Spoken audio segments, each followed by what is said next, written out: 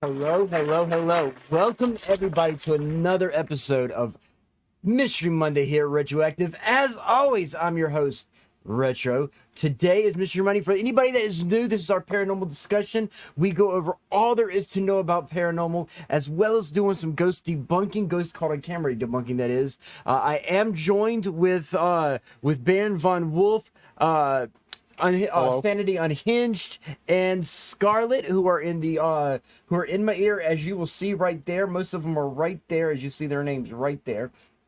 They're all in the chat with me. We're going to be going over a lot of stuff. As you see here, the topic is essential gear. To give you guys a little bit of background of me before we go into things, I've been doing paranormal research since the 90s. I took parapsychology as well as occultism and demonology and religious theory in college in the 90s. I have been doing paranormal investigations since the 90s, so I'm glad to have everybody here. Thank you for the shout outs, Baron. For those who don't know Baron, let me go ahead and do the shout out to Baron, because me and Baron don't shout ourselves out in anybody's streams that we are mods for. So let me go ahead and drop Baron's on him real quick. We also have someone new, Dime. I think let me get their name right. One Time Diamond or One Diamond. I'm not sure how to pronounce your name. It's either One Diamond, One X Diamond, One Times Diamond. But they were actually first here in the stream, so glad to have them here. But for those who don't know, pretty much we talk about anything there is to know about paranormal, from ghost hunting gear. We talk about different types of ghosts. We talk about the UFO, the Bigfoot. We talk about Loch Ness Monster. We talk about leprechauns. We talk about elves. If it's paranormal, we're going to talk about it. I'm usually joined by Onyxx Demon. He will be in here eventually. This is his favorite stream. So I just want to make sure I throw that out there. I do have music in the background. If it's too loud, let me know, and I will take care of it. Actually, I'll go ahead and pause music for now, so that way everything won't be messed with. We've also got now John Blitz in the house. John Blitz, welcome to the stream. So guys, they're in the audio chat with me. How are you all doing today? I'm doing all right. And yourself? I'm actually doing good. I've been writing notes all day today, getting things prepared for today. Baron, CP, how are you guys doing? Good. How are you? Again, How is everybody? I am doing good. And yes, like Baron says, how are you guys out in the streaming viewing world? How are you guys doing? Hopefully you are all ready to get your ghost on. Like I said, today we're going to be talking about the gear. I'm actually going to show you some of my gear that I have. I have a lot of gear, but some of it's a little on the big side, so it's kind of hard to hold in camera and hold on my lap and stuff like that. So I'll just mention the things that I do have that I can't show on camera. Faceless Melancholy saying meh. Hey, Faceless, I know you have a headache. I feel you. Trust me, I feel you every single day. It's a never-ending battle for me.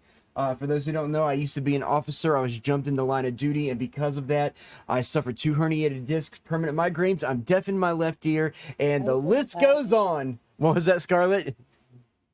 My computer's lagging like crazy where it keeps freezing up. Gotcha. Stream on the computer. Now, is it me, Baron? Do I seem like I'm coming okay on your side? No, I'm Yeah, hearing it on you're the coming in phone clear, line sir. perfectly fine. It's just when the actual screen's freezing on my side. Got you. Okay, I just want to make sure. I'm just trying to make sure that all my stuff is good to go, because sometimes I can have issues. You're good. So this You're is good. live stream, everybody. Issues can happen, so I just want to make sure it's not me. Scarlet, how many other programs do you have open on your computer? I just closed everything else down and it was still happening, so I'm rebooting my computer. Yeah. Got you. It happens. Trust me, it happens. Being a computer person, I can fix my computer all day long and still have Same issues. here. I do it all day long. So anyway, but yes, I do is use a hammer. Use a hammer. And to see who dropped the fart out. Oh, Sanity dropped the fart out. You feel better. Fart and you'll feel better. I don't know if the farting will help my headaches, but for some people, yes, farting does. Oh. So John redeemed the hydrate. So let me hydrate for you guys. And we want Retro to hydrate, guys, not drown him. Right. Well, I've already been drowned. Tabitha is in the house, guys. Tabitha, glad to see you out there. We're going to get some stuff going on. Vegetron is in the house as well. Glad to have you, Veg. All the regulars are joining in. My cuss counter. Hey, I just realized I've only cussed 5 times in gaming. Only 5, man. Right? That's a good thing. That's a good thing. The downside is most of all those come from Fallout 3.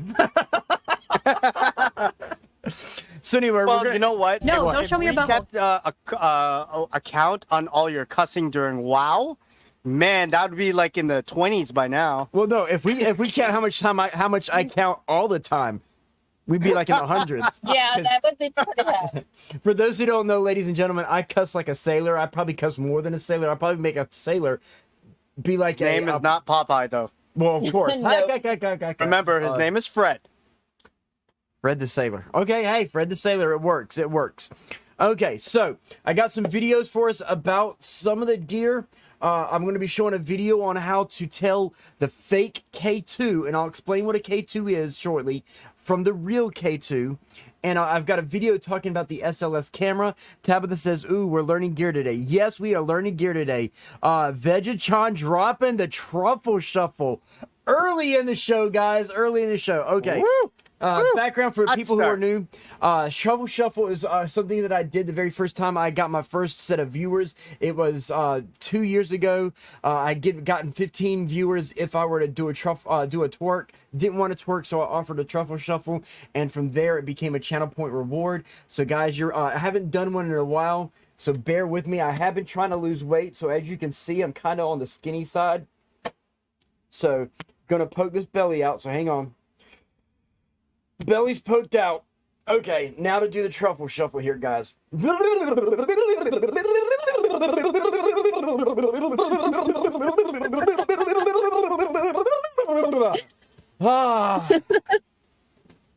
Right, Tabitha? Haven't seen a Truffle Shuffle in a while, and it gets me winded every freaking time. Woo! John Blitz said, I'll be back at 30. Okay, no problem, John. You do what you got to do. You do what you got to do. That is some clip-worthy stuff right there. Anyway. I hope somebody got that, because I did not get a chance. Oh, I'm on it. My computer's still I'm on it. I don't even know how to do that shit yet. I'll have to teach that. That'll be a Sunday stream salvation. Yeah, I definitely need to learn that, too, considering I've been around. It's actually really easy once you do it. It'll, this coming Sunday, I'll make sure to teach people on the viewing side how to do some cool stuff as a viewer. One of the cool things you can do, believe it or not, I do it on my side when I watch other viewers. People wonder how I have so many channel points. As you know, you have to click the little button to collect your channel points. I actually have a browser extension that auto collects my channel points for me. I don't have to ever do anything. I just sit back and watch, and it collects the channel points for me. So I'll teach people how to do that as well. It's actually really, really cool. There goes Clip Master Baron right there. Thank you, He is the clip master. But yeah, so I'll teach people how to do clipping, how to edit it, how to post it, things like that. I'll even for the viewer or for the streamers, we'll do a whole clip thing. I'll teach you how to download your clips and put them on TikTok and Instagram and YouTube, and how to edit them. How does that sound?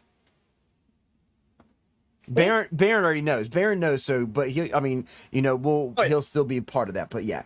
So anyway, guys, we're going to talk about gear, as I said. If you have any questions throughout the stream, feel free, for those of you in chat, feel free to ask for vocally. For those out in the viewership, feel free to type your questions. Remember, I'm on a 5 to 10 second delay from whatever I say and whatever you guys see. That also reminds me I need to set my live screen up so that you guys can see everything when we go to do the debunking. So Baron dropping out the at Faceless. Hello governor. But that's a running gag for Baron. But it's turned into my everyday your calling card. Hello now in streams. Your calling card. I did it once in top of the stream, or twice, and now it's stuck. Latency is less than a second for you. Hey, that's Veg. That's awesome. That means you got a That's decent actually internet really connection. good, Vegetron. Very soon, eventually, I will have a gigabit connection, and if once I get my gigabit connection, mine will be fairly fast as well. Right now, I'm dealing with a 300 megabit per second connection, which has its downsides, but it's faster than most people have, so I can't complain. I'm kind of right smack in the 50-50 mark of internet. I'm neither good, I'm neither bad. I'm just kind of right in the smack in the middle. I can kind of go either way and do a little bit of a shuffle.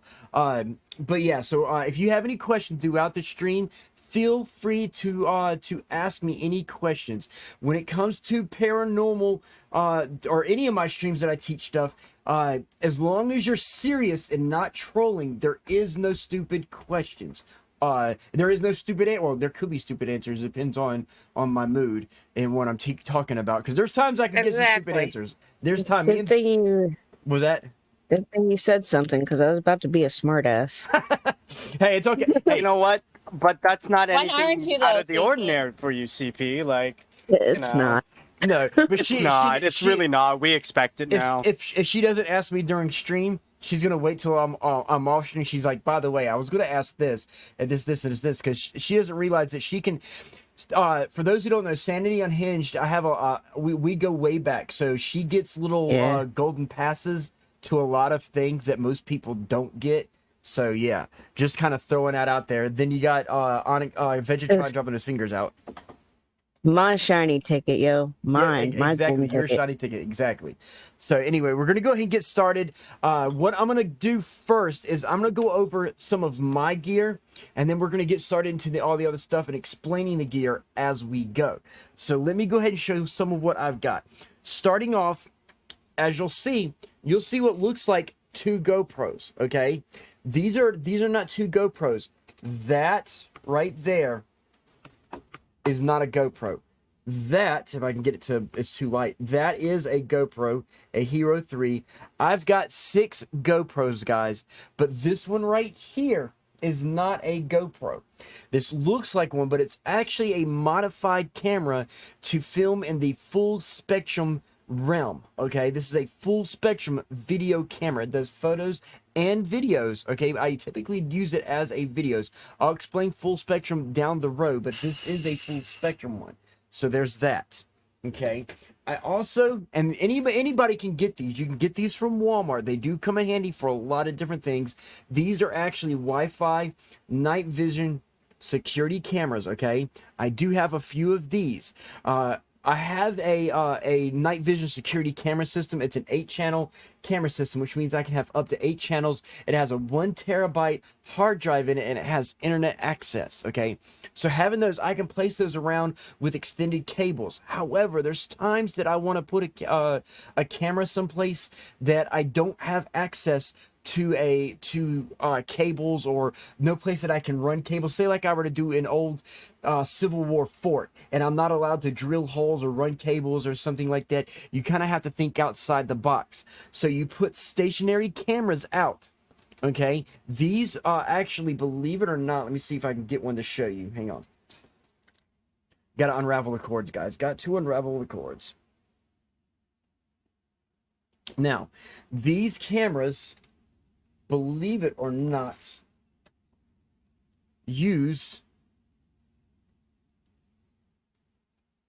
little micro SD camera cards. Okay, so they use the micro SD camera cards. The cool thing about this is they can actually stream their camera live over the internet. Okay, but they can also record to the card. So this way I can access it from my phone to watch what's going on. And usually when I set my command center up, I'll set the phone up on a little tripod so that whoever's running the command center can watch that phone as well as what's going on with the DVR as well. This way it gives you multiple vantage points from the phone. Usually I'll try to use an iPad, because at least with an iPad you can run multiple instances versus one at a time. So that does come in handy. Okay, the cool thing about these little Wi-Fi cameras right here is you can get them for $12. They're $12 night vision security cameras. Okay, that's very inexpensive. You can get them from Walmart, you can get them from Amazon, you can get them from eBay. So they're really cheap night vision HD at that 1080. Okay, night vision camera systems. They even have audio up there, so you will record audio. And in paranormal investigation, that's a good thing. Vegetron, Wally World, exactly. $12 at Wally World. You can usually get them from $9 to $12 on Amazon. You could probably get them for $5 on eBay. They'll be used, but $5 is $5. Okay. One of the things I plan to do down the road, Vegetron says, your one-stop shop for the paranormal. Believe it or not, you can get a lot of essential paranormal gear from Wally World. Believe it or not, even Dollar Tree, and I'll explain that later tonight. These cameras, one of my projects is I've got an old one that I do plan to modify to see if I can turn it into a full spectrum version. If I can turn one of these into a full spectrum camera like this one here, that will be beast, because I can set this up stationary and get have the Wi-Fi capability recorded to the SD card and be able to capture that. So that will be a cool thing. Plus, I'll make it a video that I can put on YouTube as well. So that's one of my future projects. Some of the other gear that I have, and I got lots and lots of it, guys. Like in this bag here, as you'll see, I've got GoPro batteries. I've got GoPro and that full spectrum camera housings right there. That's the waterproof housing in case I want to do something near the beach or that has high moisture or something like that. It's always good to have them just in case. Okay. So I do have the accessories for the GoPro cameras and the full spectrum one as well. So there's that in the drawstring bag. Guys, I can't talk today. Then I have a lot of GoPro accessories. I have this bad boy right here. For those who don't know, this is called a chesty. And what this does is a harness. If I can get it pulled out. It's pretty much just a harness that you wear on your chest, so the GoPro sits here. So this way, I can have a GoPro here facing out, or with the proper extensions, I can have it extended out, aiming at me. So while I'm doing my paranormal investigation, I have another camera aimed at me at all times, so I get my reaction as well as what I'm filming. So it's a dual purpose setup. You can do a bunch of different creative things when it comes to your paranormal investigations. This chesty, if I were to use it, would be put on, like, say when I go to California to hang out with Blast Bit Metal Drumming and Tabitha Sabbatha to do an investigation over there with them. I would probably be making Tabitha wear this chesty and have the camera aimed at her face at all times, because Tabitha, for those who don't know, if you check her stream out, Tabitha is she loves to play horror games, and she will tend to scream and make faces when she gets scared. So to go into a paranormal area and to constantly be filming Tabitha's reactions at all time for my paranormal investigations will make for great content. And Tabitha, hopefully you're out there listening. Yes, I do have plans when it comes to investigations on you. And Tabitha's like, oh geez, there we go. Anyway, in this bag here, as you can see, it's a huge drawstring bag. You can kind of hear everything go in there. These are pretty much nothing but GoPro accessories, stands, more housings. I've also got suction cup mounts. This is in case you come across an area with a glass wall and where the area that you want to film is directly across from a glass wall.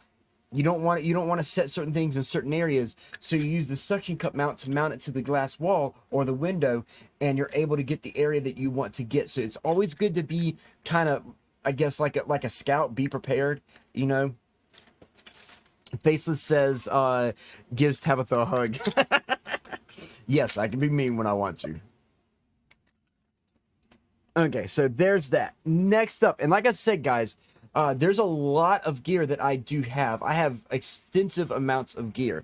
Like, everywhere I turn, I've got a drawstring bag with gear somewhere. Okay, but I have more than just drawstring bags of gear. I've got big black crates with the night vision security DVR system. I've got handheld camera systems.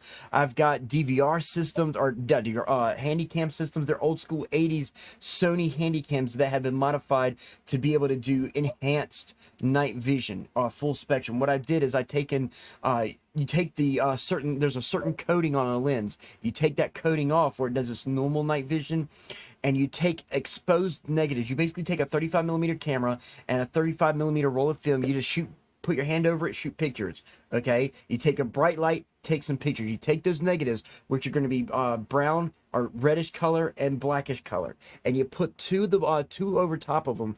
And when you do this by layering those negatives over top of the lens, it creates a full spectrum realm of the camera, so that the night vision lights that are built onto the Sony Handycam activate those cameras, so that this way you turn on the enhanced light and it gives it even more ultraviolet lighting and a little bit of ultraviolet backlighting to turn that Handycam into a full spectrum camera. So I do have a Sony Handycam modified to the full spectrum realm.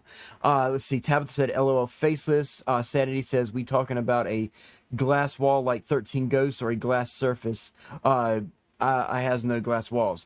So Sanity, basically glass walls or glass surface. It doesn't matter. I know some people, they usually like, in some houses that I've done investigations in, they've had the glass sliding doors. And the area that I had to film was an old family, a 1930s family upright Kimball piano.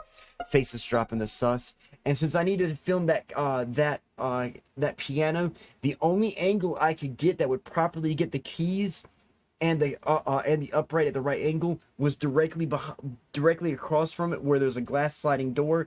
So I would use the suction cup mount raised up high, aiming down onto the piano surface so you can actually see the keys and the piano stool. So in case the keys were to move, because sometimes some people are like, oh, we hear the piano play. You know, for the piano to actually play, okay, properly by a spirit, that means the key would have to be depressed, okay, not just someone going in there and hitting the string, or the strings having a temperature change causing the string to vibrate, or something dropping inside like a mouse running across. So having the camera on the piano facing the keys would give it to where you can see the keys depress on their own, debunking that. So if the keys don't depress on their own, it's either temperature issues, or it's a mouse running around on the inside of the piano. So it's one of those things that you want to have up on that glass sliding door, aimed down. Suction cup comes in handy.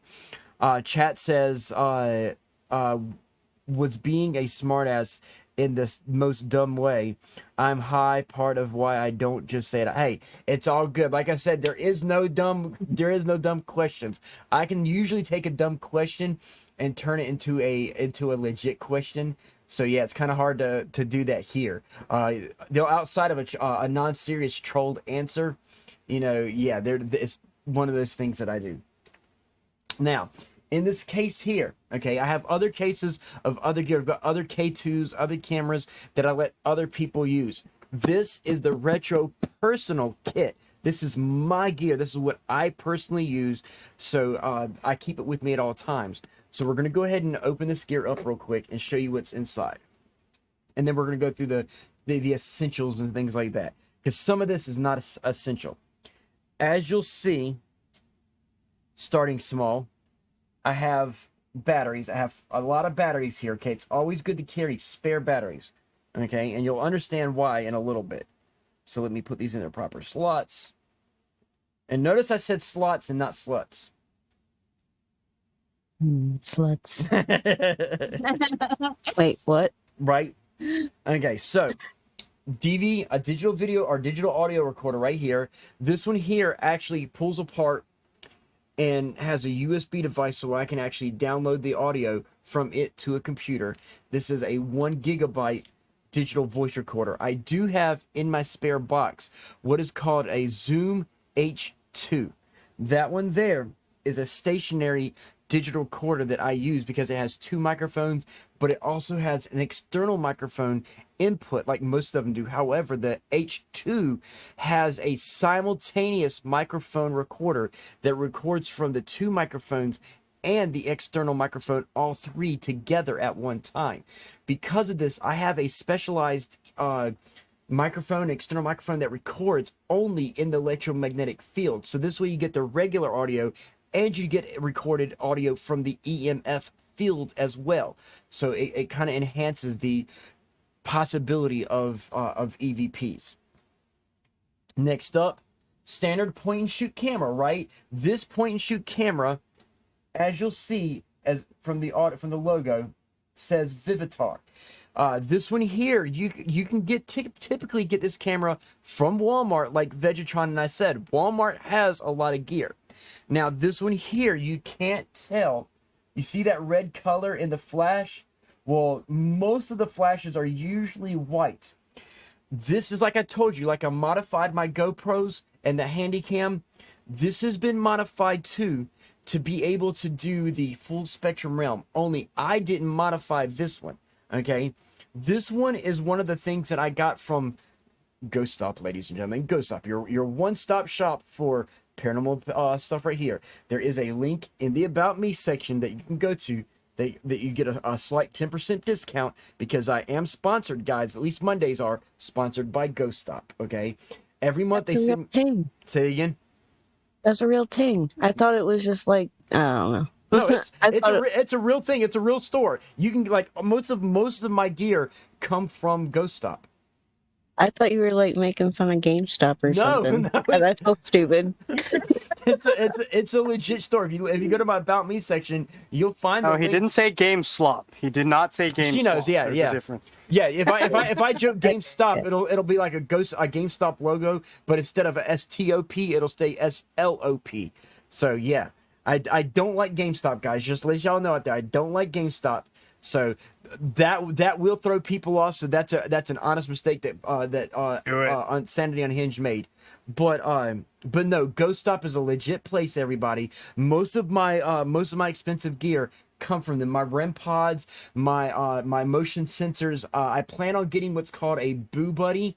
The Boo Buddy is a teddy bear that senses temperature changes. It has an EMF recorder. It senses being touched. It talks. It actually talks. In case you have like a ghost that's reported to be a kid, you set the Boo Buddy out, and that kid spirit supposedly interacts with the Boo Buddy. So I do want to get one of those. But this is typically a Walmart camera, but Ghost Stop buys them and modifies them because they're $30. They turn around and sell them for about $40 to $50. The reason for this, they get a little bit of a profit out of these, okay? And it's always good to get your profit. Build a Bear Ghost edition, right?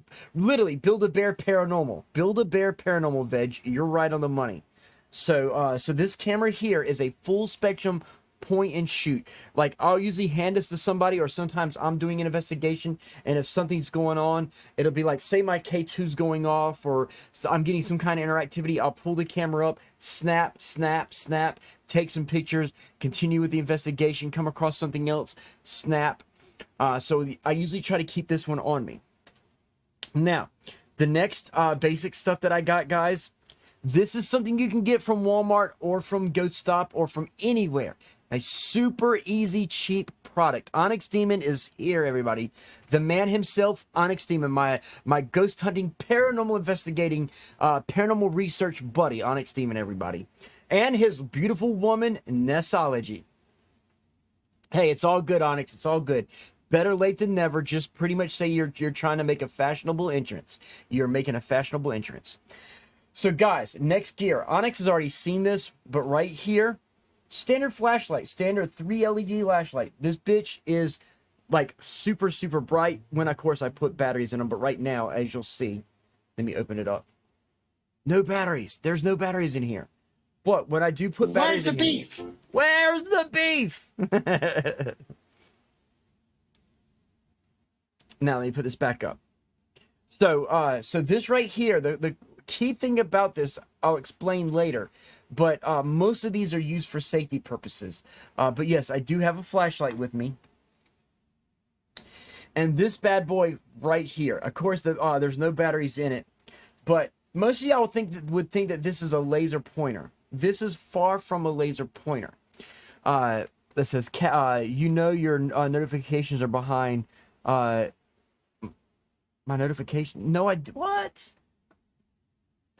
They are. Wow. Okay, thank you, Onyxx Demon. Thank you. There we go.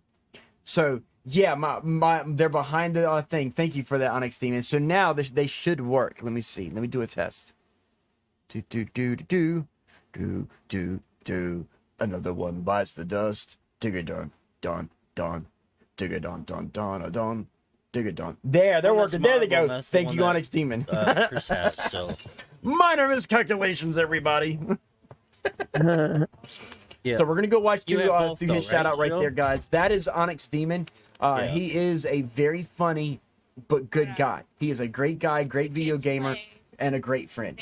RetroActive, will you a UV blacklight help Really? with ghost hunting? What did you do? As soon as this clip, I will answer that in just a second. Let this clip play out, and I will get right to that. Someone come kidnap him from me for a couple hours. Ness, if I could hop in my SUV and drive to That was a good to shot, where right? you guys are I hit in like somebody. in seconds, I would literally pick him up, snatch him up, and we would go paranormal investigation right away. I would Bad take guy. him from you for a few hours, definitely. Baron says sending SWAT team right now. So real quick before I get back to this here, Faceless asked if a black light helps. A black light kind of helps because using a black light, you can use it to detect chemical leaks. You can use it to detect and Cellcat enters as well. Welcome, Cellcat. Glad to have you here, buddy. But with a black light, it's good for checking chemical byproducts from like animals, like in case you have animal droppings and stuff, you can sense that. If somebody's been there within matters of months, you can actually use that black light to test for human oils and fingerprints and things like that to know if a human's been there, if an animal's been there, if there's a gas leak, a chemical leak. But as far as paranormal, no, the paranormal do not have UV reactive anything. The purpose of you could probably use a UV flashlight, a black light for creating light for the night vision camera. Yes. I'm here. Onyxx Demon's in the house, everybody. Welcome. Hello. Everybody I was run. gonna say something, but Don't run. With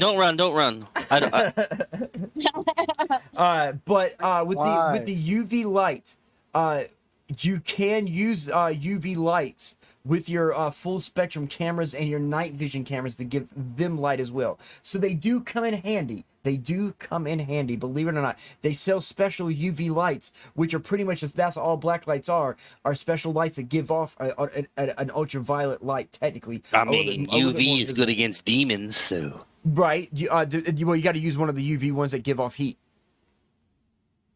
Because I give off enough heat, man. I'll tell you that. Because a standard black light won't really void away. You're saying you're full of hot air there. Oh, I'm full of sexy air, motherfucker. He's sexy and he knows it. But But this right here, guys, this is not a. But he standard also laser smells pointer.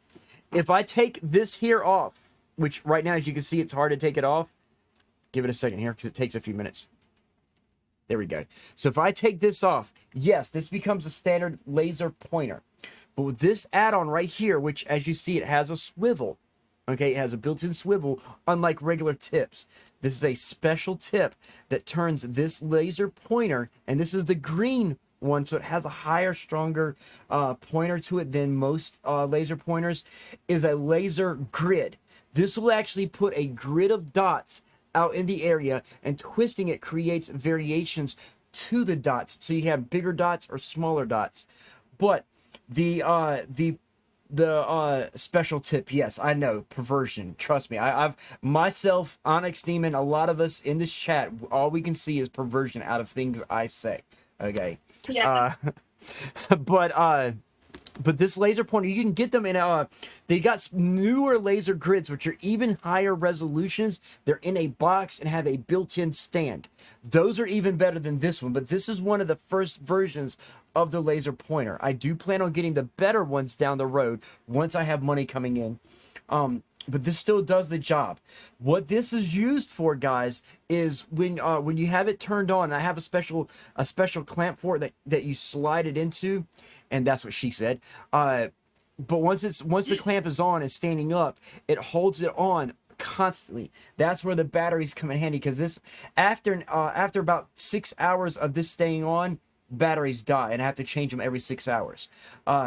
But this will put a grid of lasers. So if a shadow mass or shadow people were to come in front of the camera, it's supposed to take shape. If it's a regular shadow, it will not do anything. It will not be altered. It will not alter the laser grid. If it's a shadow mass or a shadow person, the grid will be altered, creating an actual shape of whatever the object is. It creates a shape. Okay, now there is shadows and shadow mass. A shadow mass means it has mass. It has a 3D mass to it of some shape. A shadow person looks humanoid. So a shadow mass could be a big giant ball of whatever.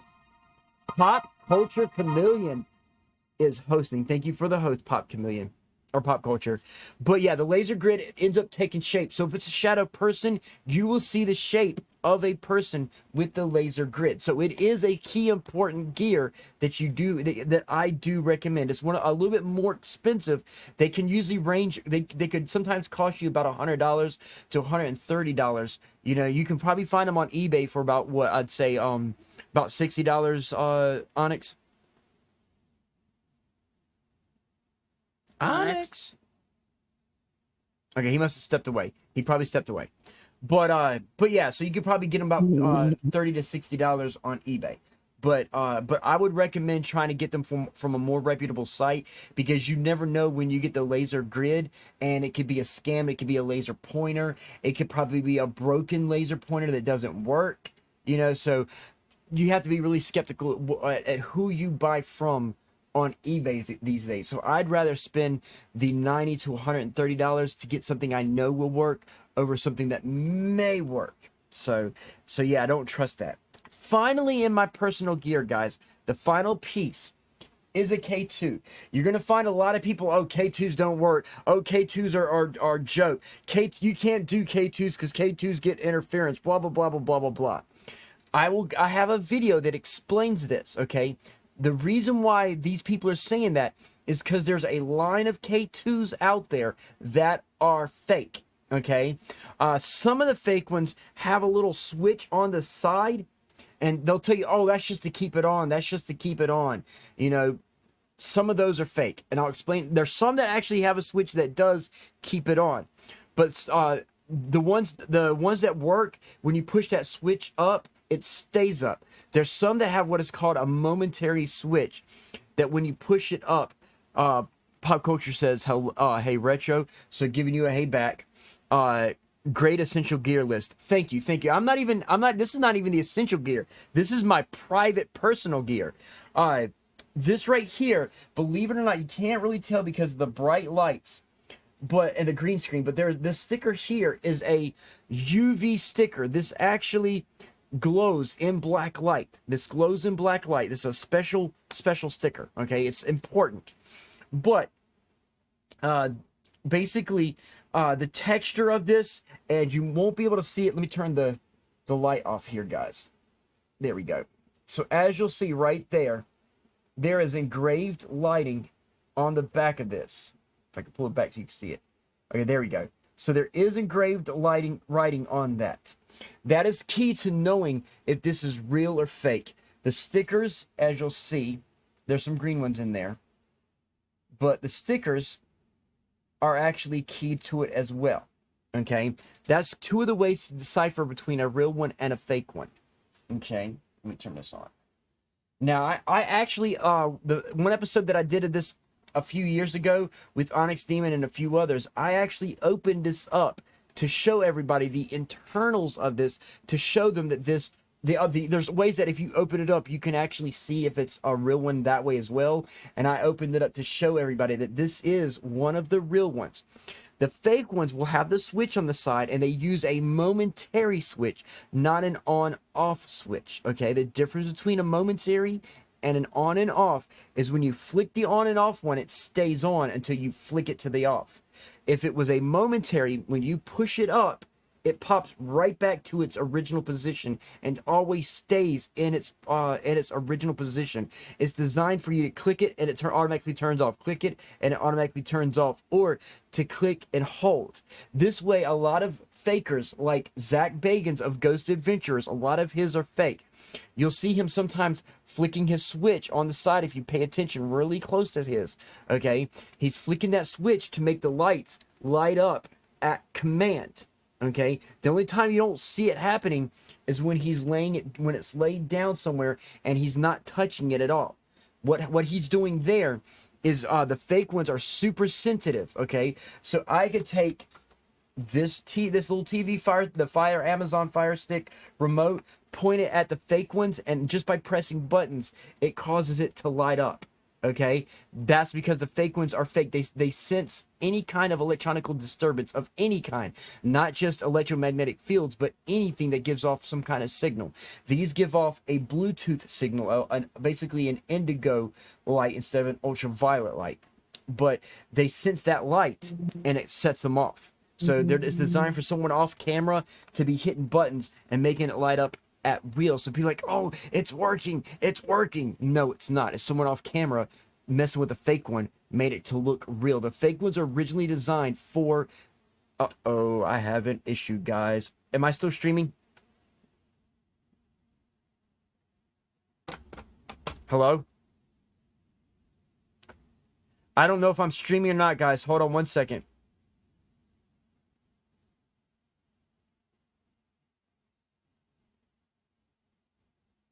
I'm having technical difficulties, guys. I'm having technical difficulties. Can y'all hear me in Discord? No, you can't. Fuck. Yo, I'm still up. Okay, bear with me, guys. I've been having a lot of issues with my Windows 10. Bear with me. I'm going to try to fix some stuff, but Discord is not working for you. Got you. Bear with me, guys.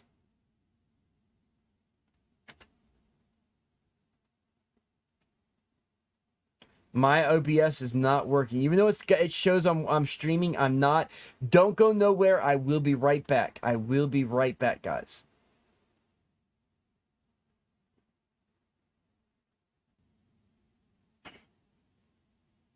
Okay, there we go. I am back. Sorry about that.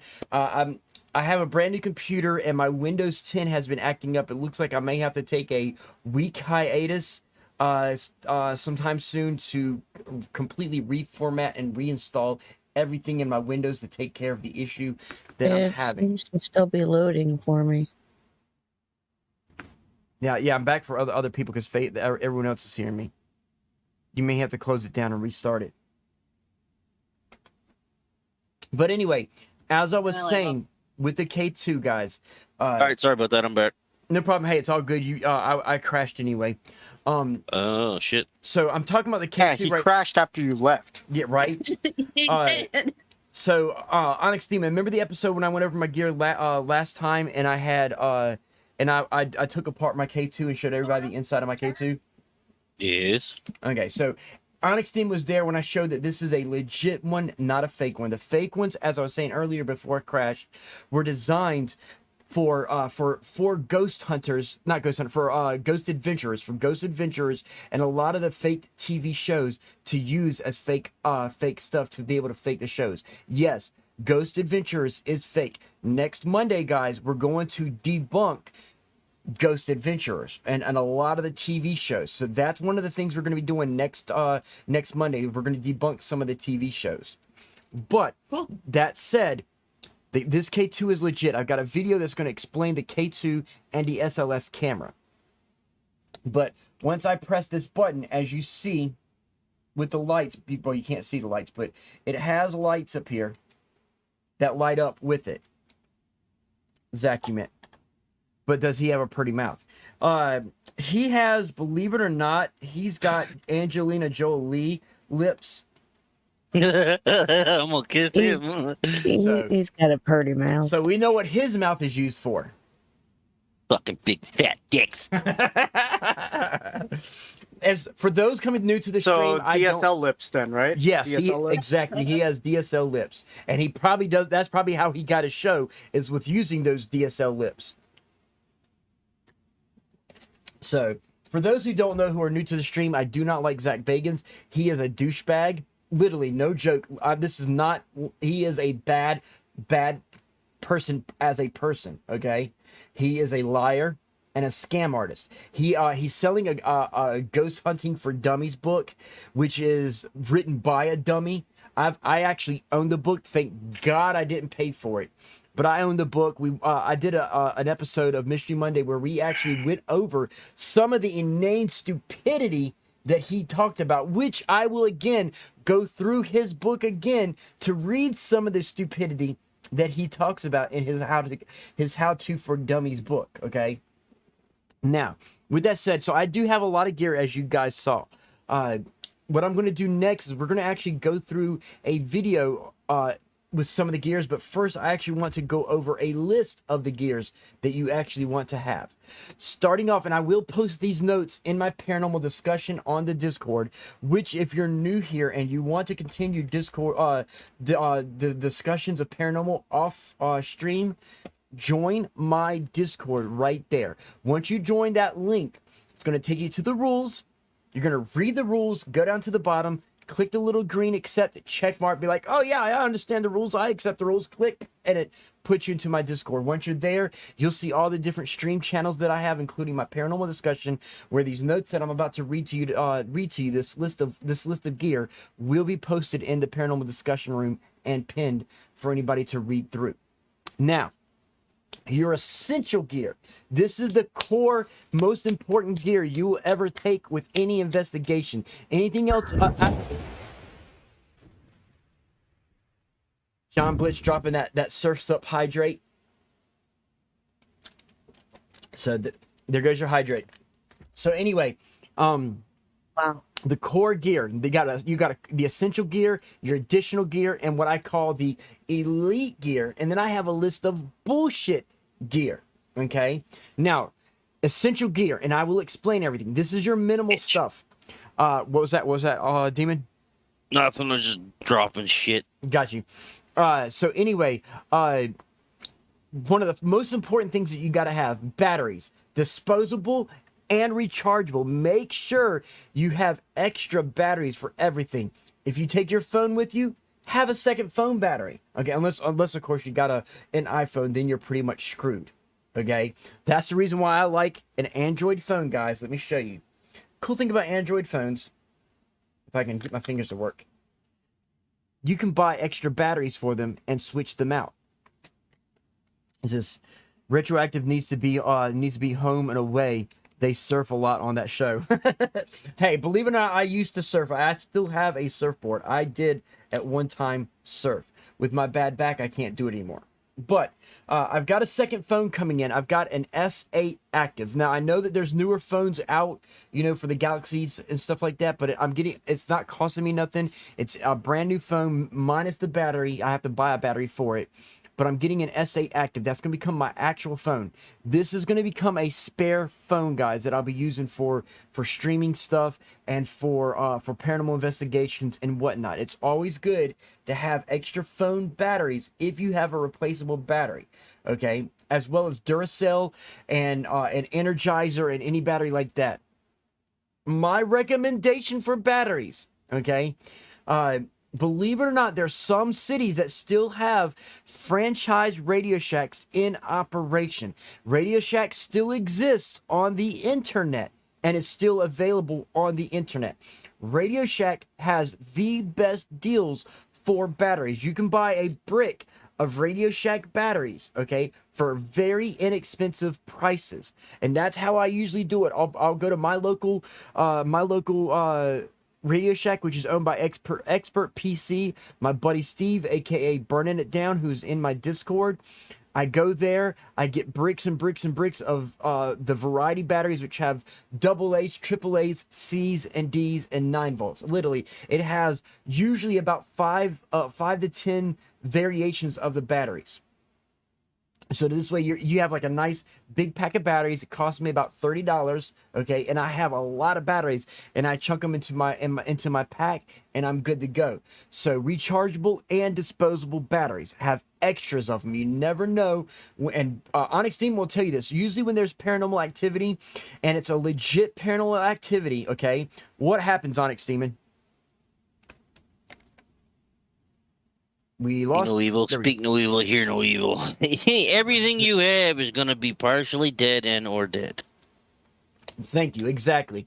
And that means whether it's a ghost or a demon, okay, both of them will suck the life out of any batteries that you have, because they use that energy to manifest to whatever they do. Okay, so always have those extra batteries, because here's the thing: if it goes dead, and like for me, I charge my shit up, and I know for a fact they were 100% charged.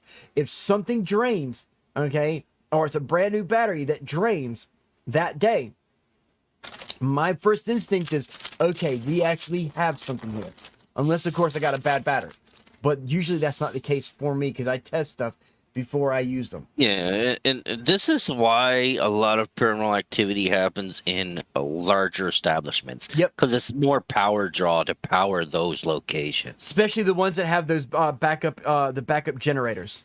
Yes, in those old fluorescent tube bulbs that take forever. Ugh. And see, that's the thing. Fluorescent tubes, guys. Fluorescent tubes. Not the LED ones, but the real fluorescent tubes. Believe it or not, any fluorescent light, whether it's a tube or a CFL, which stands for compact fluorescent light. You know, little swirly lights that you can buy that are supposed to save you energy. Those are fluorescent lights. Those lights, they give off energy. They actually give off not only solar energy, but the energy that's powering them actually generates into the ether. Okay, so because of that, a lot of times you'll see those will be the areas that tend to manifest something, because of the energy they give off. Batteries, the generators, all that kind of stuff. If you're near a place that has a body of running water, not a reservoir of still water, it has to be running water, because water that is running in motion generates electricity. Okay, especially if there's limestone nearby, because limestone acts as a battery. The limestone stores energy. Now, if you have limestone and water, and that running water's running around it, instant all natural earth battery right there, guys. Onyxx Demon says I would flat foot them both in the scones. Jake Paul and Zach Fakins. They both can go somewhere. I'm waiting for the Zach Fakins and Jake Paul porno, where the two of them actually make out. Like Brokeback Mountain style. Right? Ghostback Mountain. Ghostback. Oh my. Leatherback, wetback. There we go. So anyway, again, batteries. Got to have your batteries. I cannot stress the importance of extra batteries when you do paranormal investigation. You notice I say paranormal investigation instead of ghost hunting. Don't have those batteries on you. Have them in your vehicle or something. Right. Just put them in like I do. I have a big black crate that I put them in, a knapsack, a backpack, whatever. Just put them somewhere. You don't have to have them in your hands at all time. As you saw, I have 4 in my case, but I normally pack them into a backpack so that when I'm carrying around, they have little extra pockets, and you pull the pockets out. Okay, no problem, Onyxx Demon. But I have like a pouch that I can reach behind me, grab out a pack of batteries, grab the batteries I need, put them back in the pouch, replace my batteries, and keep going. That keeps my hands free. Okay. Now, we're going to move forward from batteries and move into the flashlights. It's always good to have flashlights. Now, some of you are like, oh, right, that's right, because we see on ghost TV shows where they use the flashlights to communicate with the ghosts. No. You can do that. That is a possible thing you can do, but that's more a 50-50 communication tool. It's not 100% proven. It's still in the 50-50 experimental thing because it doesn't always work for everybody. But the flashlight is more for safety. Execute Order 66. Reason for the flashlight is sometimes when you're doing paranormal investigation, whether you do it at night in a dark building, or you're at night out in the fields looking for Bigfoot or chupacabras or anything out in the nature, okay? You're going to need to see where you're going so that you don't fall through holes of rotting wood floors or broken beams, or you're out in the woods and there's a snake, or, you know, to see your path. Do ghosts make batteries go out like electronics? Yes. Well, yes and no. They don't make the batteries go out. What happens is, as long as the battery is okay, so pretend one of my this box of trivia questions right here. Imagine this was a battery, okay? As long as it's like this and not in anything, a ghost can't suck it out because there's no energy being created from the battery. It's just stored potential energy that they can't suck from. However, once you put that battery into a device, it has current going through it, and that battery becomes electronically live with energy. Then yes, the paranormal entity can manifest and suck the juice, the energy from that battery and drain that battery. It has to be a live battery, a connected battery connected to terminals for it to be able to be siphoned from. So a ghost can siphon energy from a battery that's connected live. As long as you've got it dormant, no, they can't. Let's see, what did I miss? Do ghosts need to charge? Tabitha, no, ghosts don't need to charge, but they use that as a the battery as creating, like, a lot of what they do is in another plane, and once they're in a different veil, a different realm of the world, whether it's in a parallel dimension or they're in the ethereal realm, depending on which realm they're in, they use that energy as their energy for like a shield or a force for them to manifest through to our worlds. So basically, imagine the veil that's between our world and the parallel dimension or the ethereal realm. Imagine that veil as kind of like it's a walkie-talkie, and you can't talk to the other side of that walkie-talkie without that walkie-talkie having batteries. So the ghosts have to have that energy to manifest and make them as tangible or corporeal enough that they can meld through the veil. So just imagine that. AAA batteries he's got. This is, are there giant batteries you can use when on location? So theoretically, it would be smart to use a solar-powered flashlight just in case. Tabitha, yes, all day long, yes. It is always good to have those, and like, I actually have a I carry with me these things. Okay, these are battery backups that actually have a light on them, and it has a USB port right there. Let me see if I can get it to camera. So it has a USB slot and it has a flashlight, okay? But it has a connector here that is used for jumping cars and things like that. So it's a portable jump box, but it is a battery. But I have another one in my paranormal case that is a solar battery backup, okay? But going further, I actually have one, and it's an old school one that I am glad for, that has a crank on it, and you crank it up, and it's a battery backup that you generate it from actual kinetic energy. So once you wind it up, it literally has 6 hours worth of charge into it that I can charge other things up with. I have some flashlights, some of the shake lights that when you shake them up, it charges them up using kinetic energy to build them up. So it's anytime you have the kinetic batteries or the solar batteries, if you can get your hands on them, yes, by all means. Good point, Sabbatha. Yes, solar batteries and kinetic batteries, whether they're the shake batteries or the type that you have to actually crank them up. Always get those because they actually work really, really good. John Blitz, either they don't know they are dead or they're lost. Exactly. Most intelligent haunts, if they're intelligent haunts, they don't know they're dead, or they're lost and can't find their way to whichever plane of existence they need to go to. One theory is that they're actually normal people, but in a parallel dimension, out of phase from us. So if they're that, then of course they're not dead, because they're actual living people from another plane of existence. But that's a whole nother realm of understanding that we're not going to get in. We're focusing more on the ghost side of the paranormal entities and stuff like that.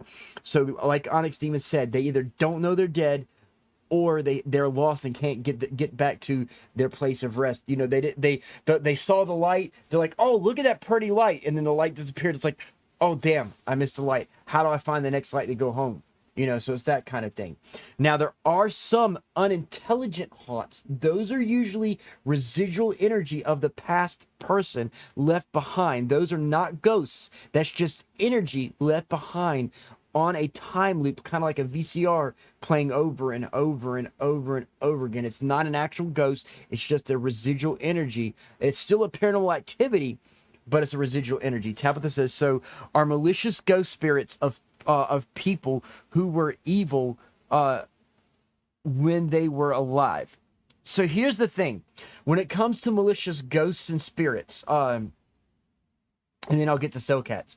Malicious spirits. A lot of people talk about malicious spirits. Most ghosts, even if they are of evil people, from like say like the ghost of Charles Manson was walking around. The ghost of Charles Manson can't do anything to a human. A ghost can't do any harm to a person, because it would take a super amount of energy just for them to be able to poke you. So I don't like to call them malicious spirits, but if it's something that is doing malicious harm, more than likely, and I will have backup from OnyxxDemon Demon on this, more than likely it's a demon or an elemental. Okay, the elementals and the demons, they can actually do physical malicious harm to a person. So if something malicious is happening, either that person is subconsciously or consciously doing it to themselves, or it's a demon or elemental. Let's see. Who said that? Me. Okay, yeah. Okay, good. Let's see. I like all the spirits are. I like the all spirits are actually demons theory better. Depending on what you believe, it makes sense. What are demons? Do ghosts hurt other ghosts? So getting with Cellcat. Now, I don't believe that all spirits are demons. I do not believe that. Okay, I do believe all of us, our brain gives off electronical impulses, our heart gives off electronical impulses. We are an energy, spirit-bound, we're a physical form that contains a energy-based spirit. Okay, when we die, that spirit manifests to wherever the fuck it goes. Okay, whether you believe in heaven, hell, whatever, it manifests wherever it goes, however it goes, whatever. Sometimes they're left behind because they don't realize they're dead, or they missed that portal to go where they go, and they're left back on our world. However, I don't think anyone has that question. Has an answer, John. What about, do ghosts hurt one another, or what are demons? Yeah, the ghosts injuring other ghosts. I don't. Yeah, right now we don't. Since we're not a ghost, we can't answer that question. If we can find an intelligent haunt that can give us paragraphs upon paragraphs of communication, maybe we can have a one-on-one conversation with a ghost and find out if other ghosts can harm them. But as it stands right now, we don't have that knowledge. Now, on the TV show Ghost, you know, with Patrick, or not TV show, but the movie Ghost with Patrick Swayze, yes, another ghost could harm another ghost, but that's a movie. That was a story. That was somebody's thought process of what could be, not something that is. That's the reason why this is paranormal. It's a pseudoscience. It is not at this point in time, a legit science. It is not considered science by most normal science people. It is a pseudoscience. As such, we don't have 100% knowledge in every aspect of the areas. So as Onyxx Demon, we'll probably never know unless we die and come back to life. And ghosts can teach pottery. Yes, we learn from Patrick Swayze that ghosts can teach pottery, and that they can sexually touch a woman. Okay, so there may be a thing to all these women that claim they have sex with a ghost. There may be a thing to it, you know, thanks to Patrick Swayze. So can ghosts have sex with a female or a male for that matter? No. Anytime someone says that that they're having sex with a ghost or a spirit of a past person, that's bullshit, because the energy it would take for them to have sex with that ghost is astronomical. Okay? If they're having sex with an invisible force, more than likely it's either a demon or an elemental. Okay? Now, so they could be having sex with a force. They think it's a ghost, but if they're having actual sex, and if you can see them, if you can see their boobs being mauled like a hand's touching them, I guarantee you it's a demon and not a ghost. Tabitha says, but demons can, right? Like succubus and incubus. Yes, succubus and incubus. That's what I'm talking about. That's what I'm talking about. There are demons that do that can and will have sex with a person. If you're having sex with an invisible entity, it is not a ghost. It is either a succubus or an incubus or another demon wanting to put a demon baby in your body. Okay, so one of the three: succubus, incubus, or an actual demon wanting your body. Onyxx Demon says, depends on which religion you look at, but for Christianity, demons are fallen angels. Yes, exactly, Onyxx Demon, 100%. Veg says, where do I find a succubus? Believe it or not, I have 450 gigs worth of paranormal books, be it Egyptology, Wiccan, Pagan, Crowley, Ascension, you name it, I've got the books, okay? And in those books, Vegetron, there is a book about demons. And in this demonology book, it does tell you, and I don't know why anybody put it the fuck in the book, but it's in there, and it tells you how to summon an incubus and a succubus. So if you really, really, really, really want to have a succubus, okay, if you want a succubus to suck you, you know, I will give you that passage so you can summon a succubus to suck you. Okay, I'm just saying, you know, that's that paranormal hooker right there. That's a paranormal hooker, is a succubus and incubus. Let's see, what did I miss? I can introduce you to my ex, probably the corner. You don't want a real succubus to visit you. No, you don't. I'm doing humor, guys. Succubus and incubus are bad. Succubus and incubi, the plural of them, succubi and incubi are bad. Okay, despite the humor, they're bad. Okay, they're not good. Despite the glorious stories that you may hear from people, they give to you to take from you. Okay, they're giving you what you think sexual pleasure, but they're actually siphoning from you important things that you need. Okay, just letting you know, you're being damned if you mess with a succubi or incubi. Sanity Unhinged said, my boyfriend calls me succubus. I used to think it was cute. Hey, it's good. That's fine. Being called a succubi, it can be, if you're into dark things, into the gothic world like you and I are, Sanity, take it as a good thing. Hey, if somebody wanted to say, hey, look, Retro, man, you're a demon in bed. Hey, I'll take that with 2 thumbs up. You know, tell me I'm a demon in bed. I'm good with that. You know, Vegetron says, I think I dated a succubus. Possibly. So anyway, getting back with gear, guys. Getting back on track with gears. Vegetron, they have sex with you when you're sleeping, so you ain't getting no pleasure, and they literally fuck the soul out of you. Exactly, Onyxx Demon. Exactly. They take things from you that you need. So yes.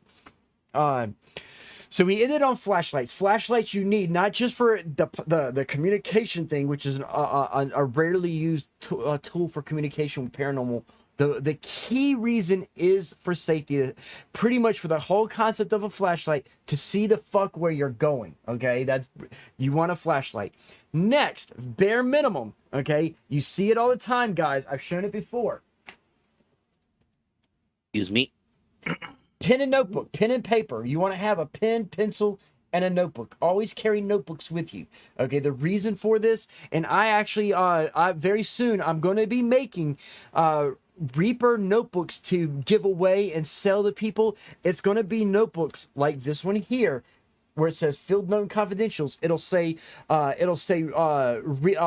Reaper's Paranormal Field Notes. Okay, it'll be My Reapers, which stands for Retro Paranormal Research Society. It'll be the whole Reaper, and it'll be a little notebook that has little forms inside. You know, some would be blank paper for you to write your own notes. It'll have date, time, you know, location, weather. It'll have key things for you to fill out for when you go on investigation. And then it'll have a little blank side to where you write everything that went on. At such and such a time, I noticed cars driving by left and right. At such and such a time, Onyxx Demon was walking with Retro and up in the attic, and his foot fell through the attic. You know, you want to write all these things. At 12 a.m., we heard sex sounds coming from the van. We think that was Faceless Melancholy masturbating in the van. You know, things like that. You know, you want to write the notes down so that way when you go to do your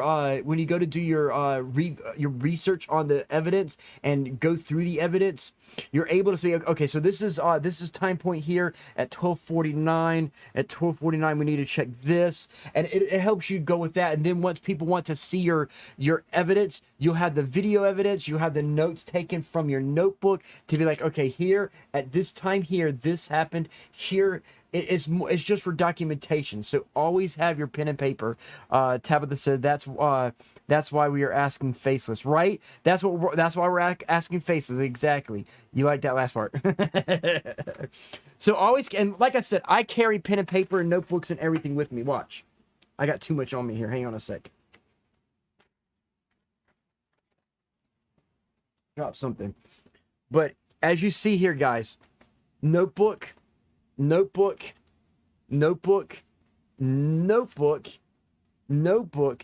and notebook, pens, markers. I keep documentation, guys. Documentation is good. Now, moving forward, you want to have an analog and or digital audio recorder. Okay, as you saw, I have a digital voice recorder. I also have an analog that uses little micro tape cassettes. There's a reason why you sometimes want to have that analog digital recorder. If you can get your hands on an analog digital recorder, definitely. It uses magnetic tape, and ghosts speak in the electromagnetic field. The electromagnetic field. Okay, digital is good, but you still want to have that analog. I always put my analog digital voice recorder out there because you can sometimes catch things that the digital voice recorder did not capture. Okay, so you do want that analog if you can get your hands on it. If not, you can have one or the other. Okay, Onyx said, I don't use notebooks, I use an Etch-a-Sketch. Hey, you know, whatever floats your boat, you know, Onyxx Demon, that's good. If you're that good with that Etch-a-Sketch, I will film you using that on my investigation. Fuck no. I can make it square. Not sure. Use a light bright there. Oh, light brights. I do like the light bright. You know, we can create set up a light bright so you know you can draw a little ghost up that it looks like a Pac-Man ghost, and then we'll have Onyxx Demon over there playing with the Etch-a-Sketch, you know, for a nice little commercial, and it'd be like, hey, look, I'm recording this right now. It looks like we got a ghost on the monitor, and you look over to the light bright, and there's a little light bright ghost on the screen. That would make for a really epic commercial right there, guys. Those light bright EMF, right? Those digital recorders are very compressed. They are. Like, that's the reason why I said sometimes it's one or the other, but if you can have both, like I do, it's always good to have that double version, because in case you're recording at the same time from both digital recorders, sometimes that analog will capture something the digital didn't. So it's sometimes good to have both. Moving forward, okay, this one here, this next one is for purposes not of what you think, and we're going to talk about this. You want to have your cell phone. Always have your cell phone. And make sure you have spare cell phone batteries. Now, you're going to be like, oh, that's right. They make ghost hunting apps for the cell phone. No. Never, ever. Face palm. Right? Exactly. Never, ever ever use the phone apps. All the phone apps except for 3 of them, or a few of them. There's a few things you can use, and I'll explain those in a minute. Are bullshit apps. Monkey.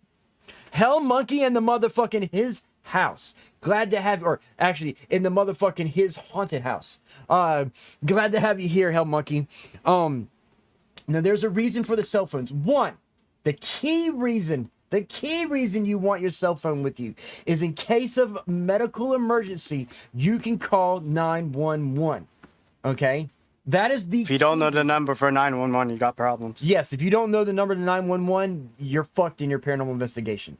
But you also want it because in most phones, they have the weather. Like when I go ahead and open up mine right now, I know that right now it's 65 degrees and it's cloudy outside right now. It also has a GPS location. So that this way you can know exactly where you are. And they have some GPS apps that you can mark where you were and then mark where you are, so that if you get lost, you can use that GPS to follow the path and get back to where you were. Okay, so it's good for the cell phones are good for GPS and mapping to know where you are and location. They also have notepads in them that you can write notes down in case you don't have your notebook on you. Okay, they also have, guess what, guys, a digital recorder in them. Free digital recorder right here, okay?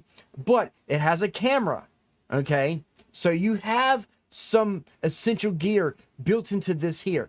But the phone apps do not ever use them. The only phone app that you want to get requires an add-on device that you would plug into your phone, okay? And that is made by FLIR, the people who make the thermal cameras for iPhone. I don't think they have it for Android right now. I know they have it for the iPhone, but they don't have it for Android right now. They make a thermal camera add-on for iPhones that you snap into your iPhone, you download the thermal imaging app. That is a legit paranormal add-on to phones, iPhones at least, for paranormal investigation. Otherwise, digital recorder, notepad, weather, date and time, and 911 phone calls. Those are the only things you need your cell phone for.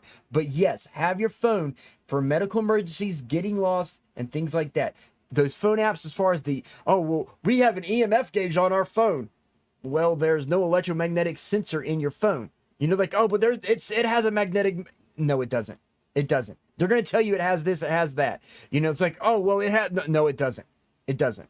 I don't care what they try to tell you, what kind of BS they try to tell you. There's no magnetic sensors in your damn phone. It does have a gyroscope in there that can sense motion. Yes. For if you want to use it as a level, okay, fine. Why you would need a level during investigation, I don't know, but that's fine. Fucking lame infrared. Exactly, Hell Monkey. Any app listed as a paranormal app on any cell phone is bullshit. Do not use it. Do not believe it.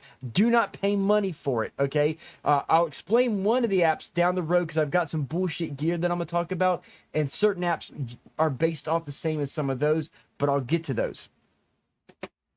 Next essential gear is a first aid kit, okay? Always have a first aid kit. Band-Aids, gauze, whatever the case may be. You never know when you're going to need that first aid kit.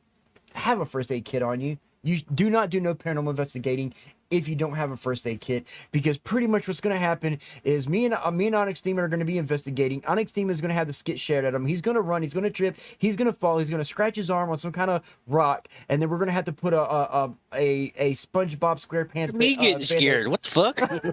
I'm trying to be funny, okay? Okay. So the hell? I'm trying to say we need to put a SpongeBob Band-Aid on your boo-boo. I'm down for that. See, now you understand where I was going with that. Ladies and gentlemen, Onyxx Demon, if we are investigating, Onyxx Demon the only time he'd ever run is if he knows there's a bad demon, then he's getting the fuck out of there. Otherwise, he's not running. Let's see, he'd do it just for the Band-Aid. Exactly, Ness. Exactly. That's the reason why I said that. Here's the key of things. And Tabitha created this rule. This is going to become an actual Retro's rules of paranormal investigating. I'm literally going to add this in, guys. But but if Retro runs, you run.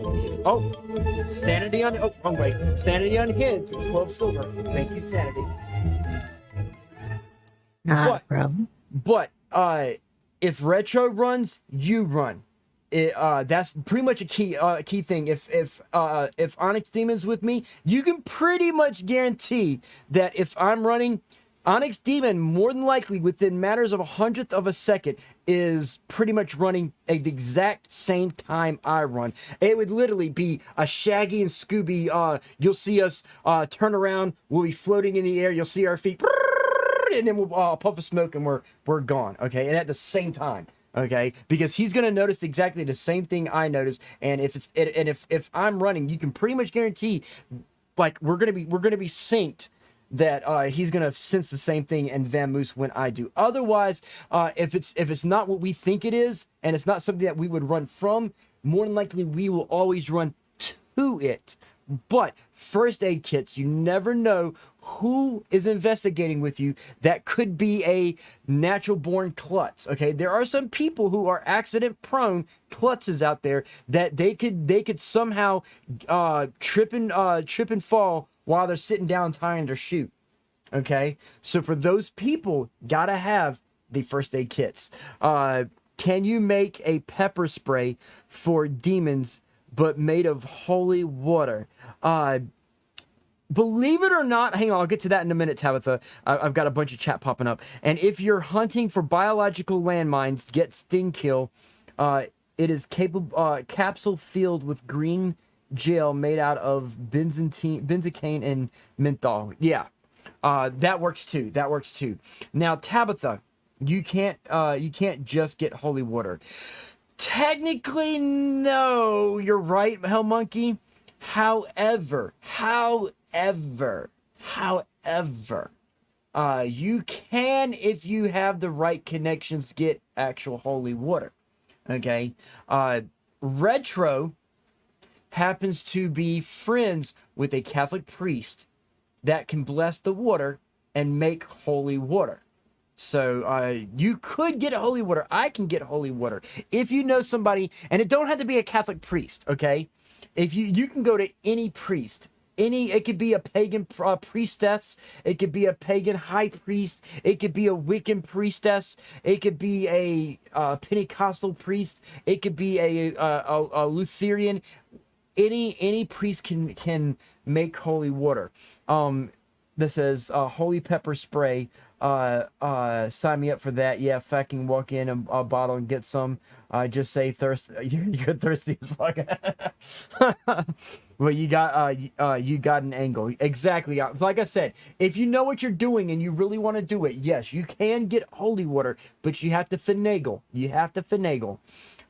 But here's the thing: if you want some kind of holy water pepper spray, this is something that I've thought about, Tabitha, and you and I can actually do it. You know, like when the burning sage sticks and stuff like that. There are certain herbs that repel paranormal and can cast away paranormal. You can create those herbs, and like you would make an infused oil, you can put those herbs in get a little spray bottle, put the herbs in there, and then fill that bottle with the holy water. Okay, and then that way you have a little sprayer nozzle, and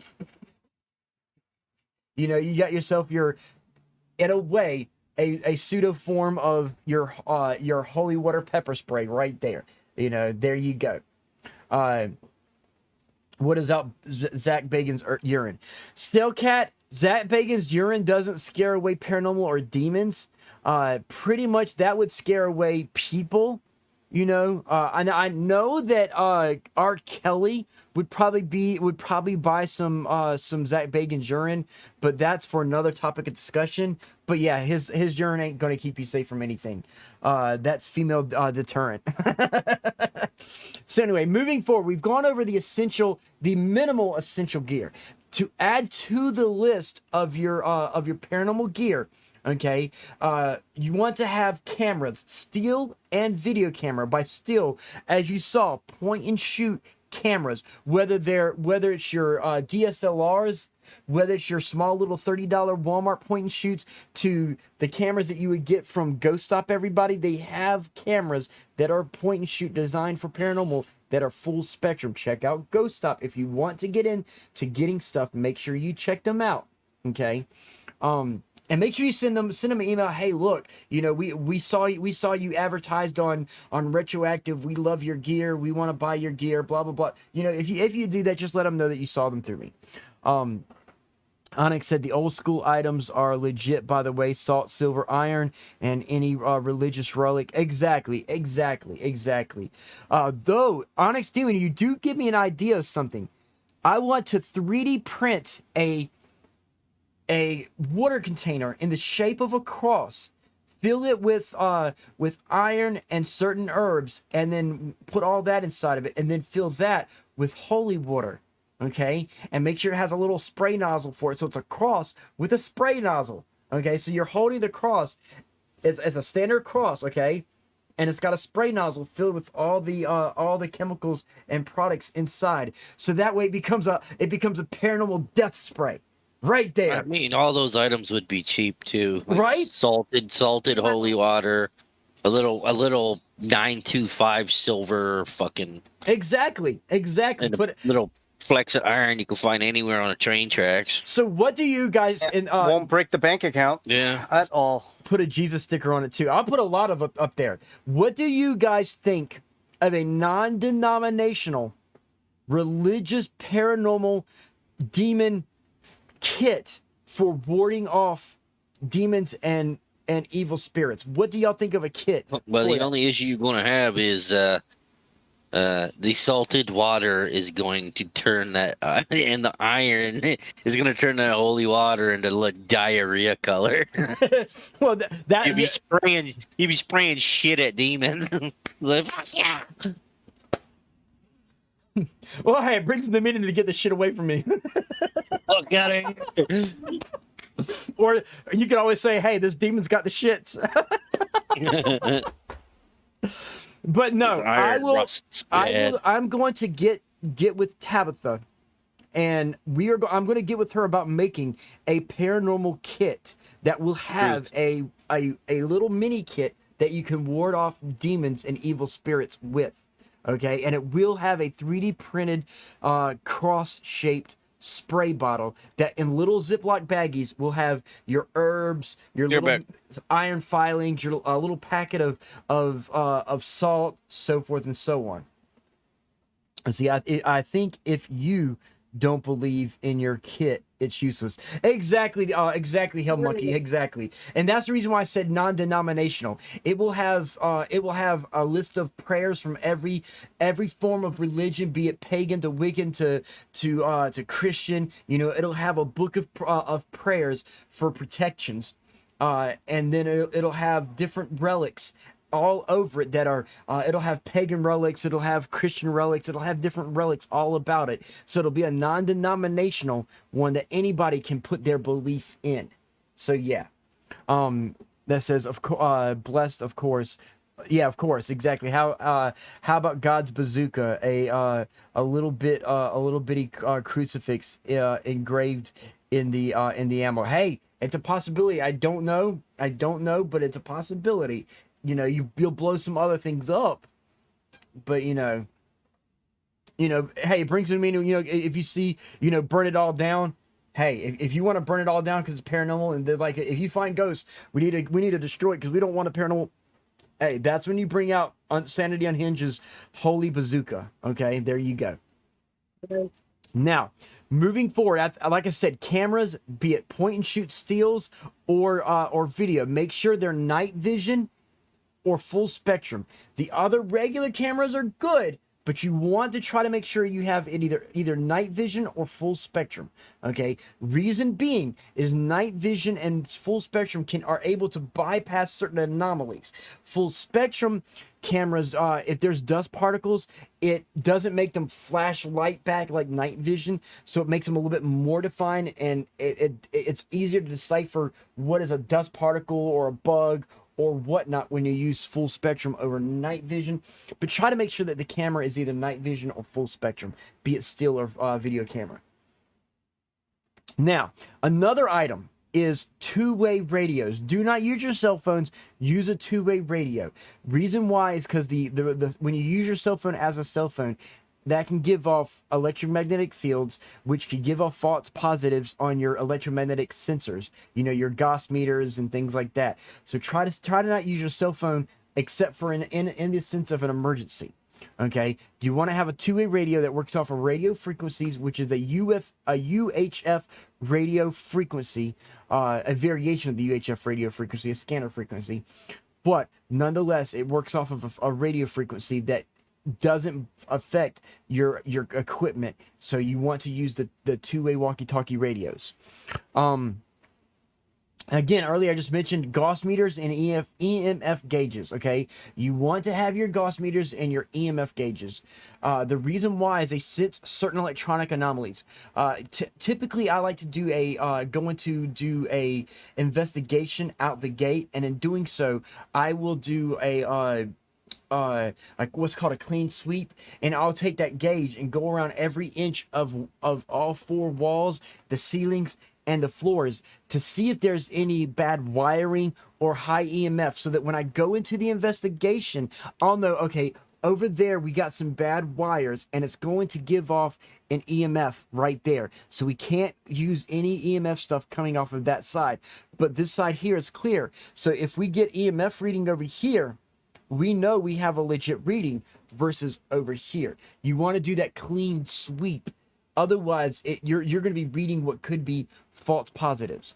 So always take your Gauss meters and your EMF gauges with you. That's an additional essential gear.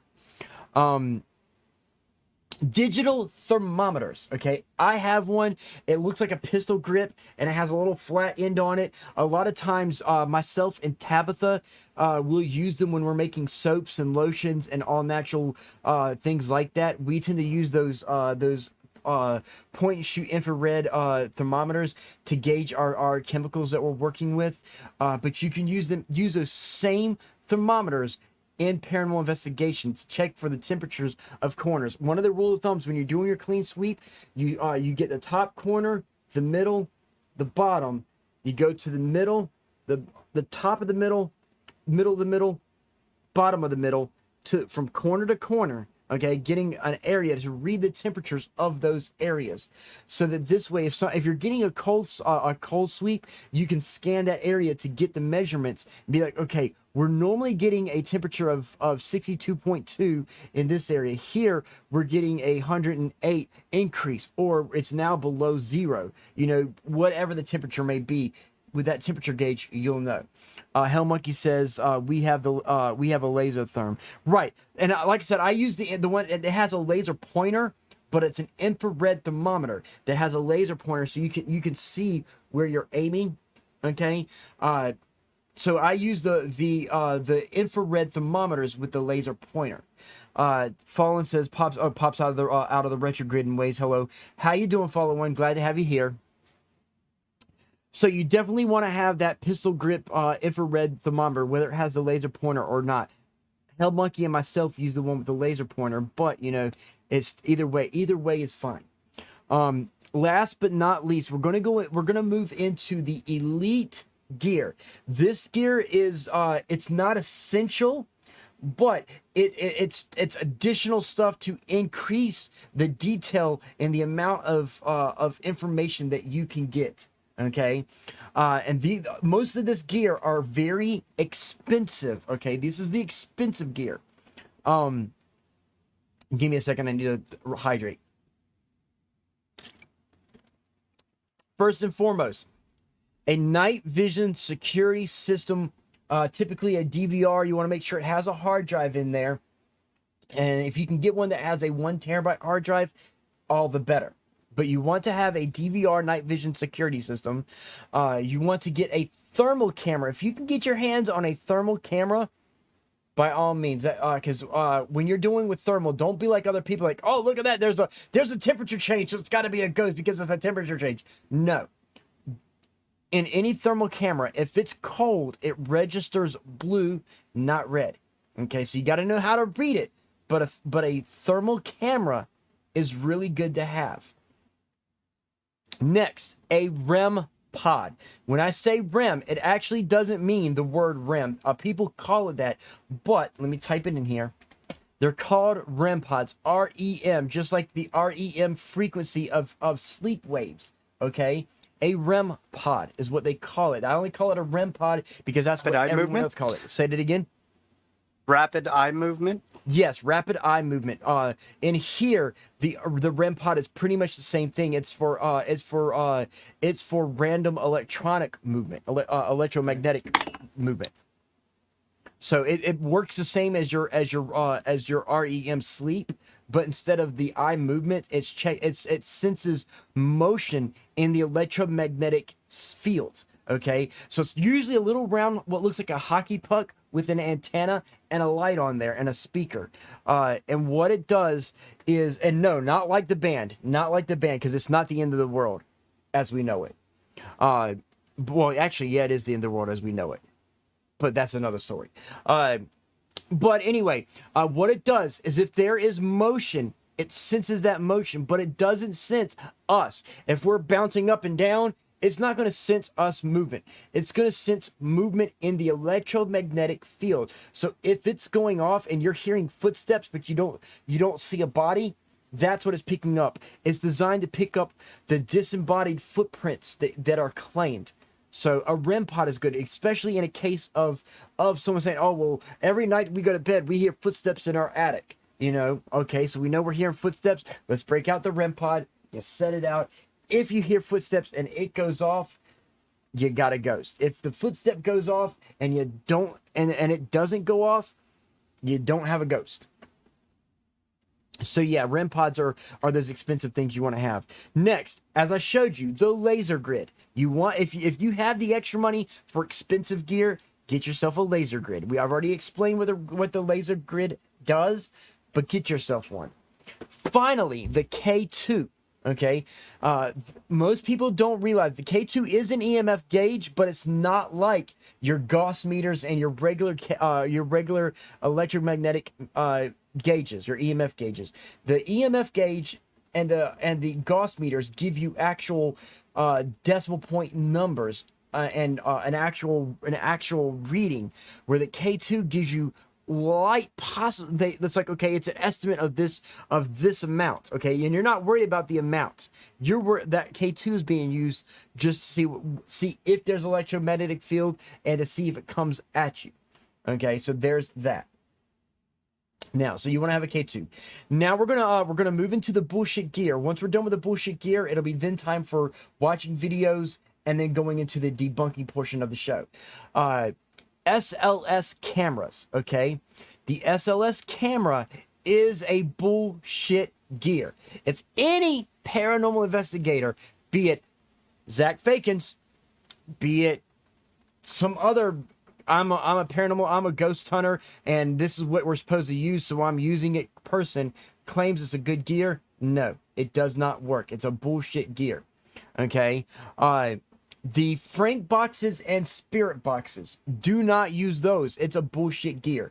They use the radio frequencies to create the voices, and you're getting clouded, contaminated evidence. People hear pieces of radio words like, oh, hello, fucker. It's like, we got a ghost saying hello, fucker. You know, no. You got this one person saying hello on the radio. You got this other person saying fucker on the radio, and because they're right in with each other, you assume that it's a ghost saying hello, fucker. No, it's a contaminated thing. It's a false positive.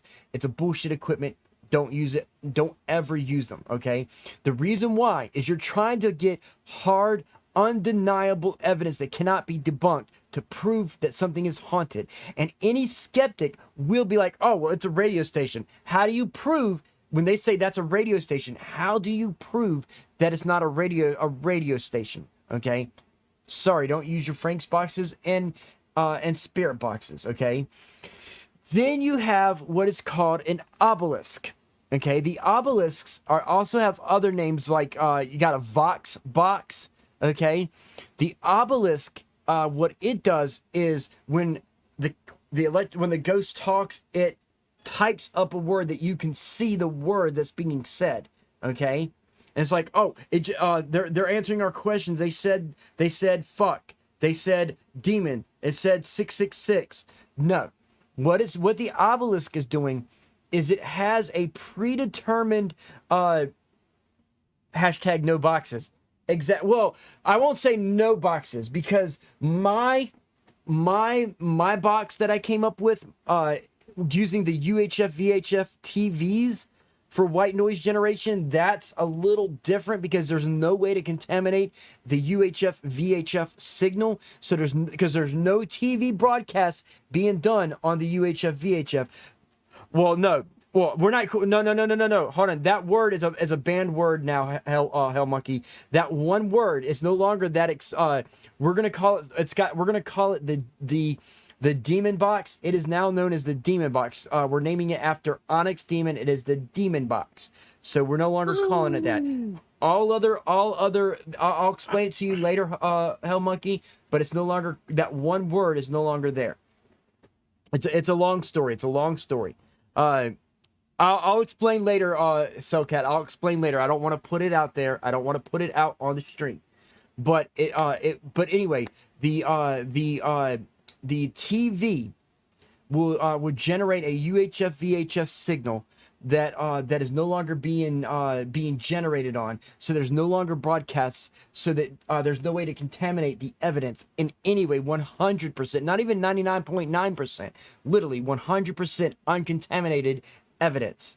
So yes, the old school 80s TV boxes. Now I'm working on the mod for the TV boxes that will cycle through the systems, but you don't have to cycle through them because it generates nothing but pure static, pure white noise. You don't need to have it cycle because it generates actual pure white noise static. Now, so that is one box you can have. Outside of that one box, okay, like Hell Monkey says, hashtag no boxes. The obelisk has a database of words that randomly, not it's not being picked up by any actual spirit. It just randomly goes.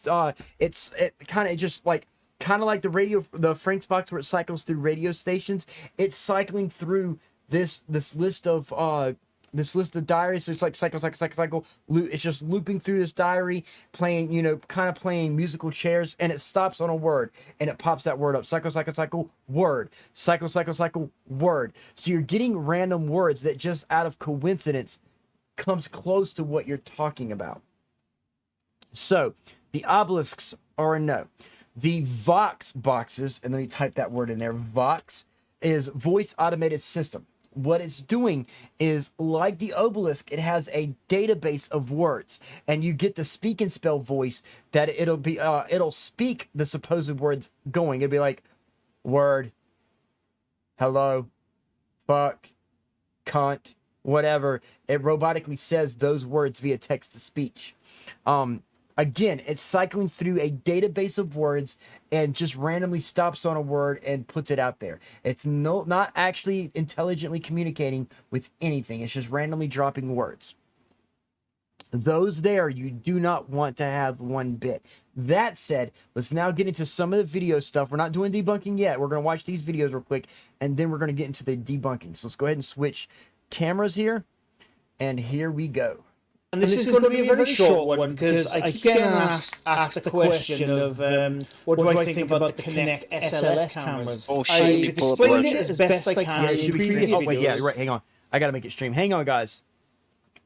I got to make it to where y'all can see this. There we go. Whenever someone asks me, I always say, oh,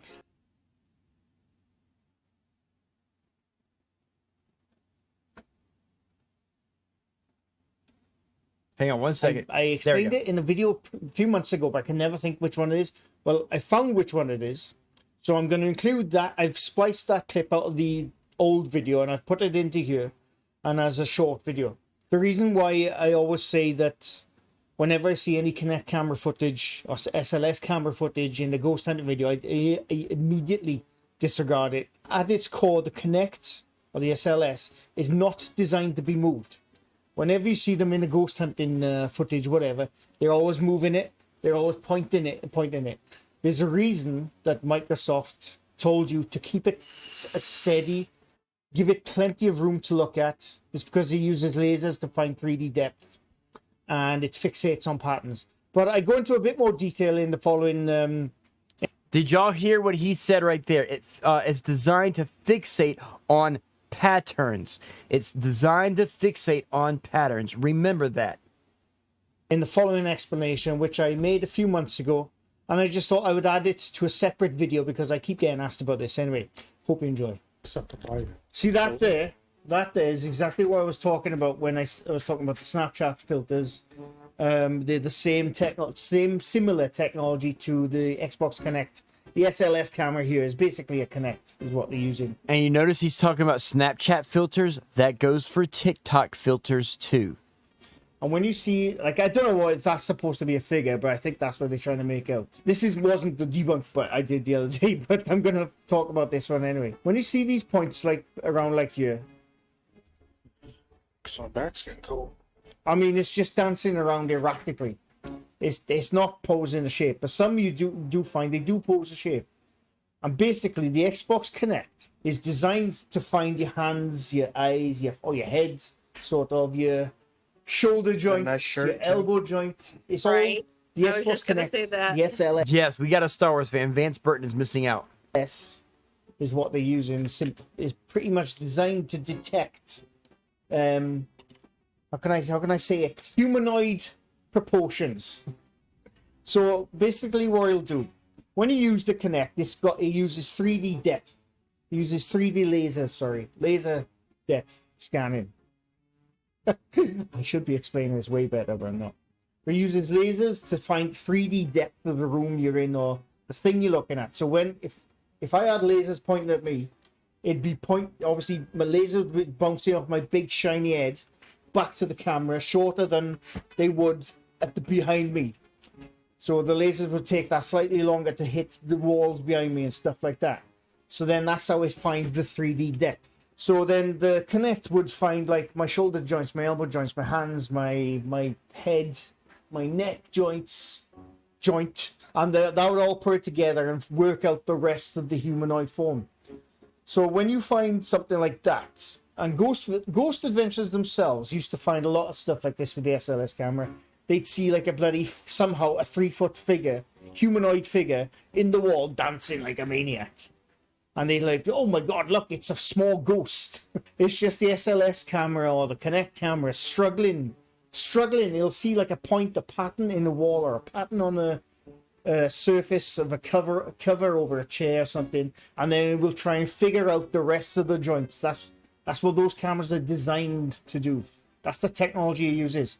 Technology is brilliant. The technology is great, but it doesn't always work. In fact, it doesn't work a lot of the times. And that's why you always see erratic stick figures, which they say as ghosts when it's not. It's just the technology struggling to find the humanoid form. See, another example right there. It's trying, that's the neck joint, that's the head joint. It's trying to form the elbows and the shoulder joints, the hands, the hips, the thighs, the knees, and the feet. So there we go. Real quick. I'm gonna go ahead and switch real quick. So right there, ladies and gentlemen, that pretty much is explaining the SLS camera. That's the reason why you don't want to use the SLS camera for a lot of things as far as that.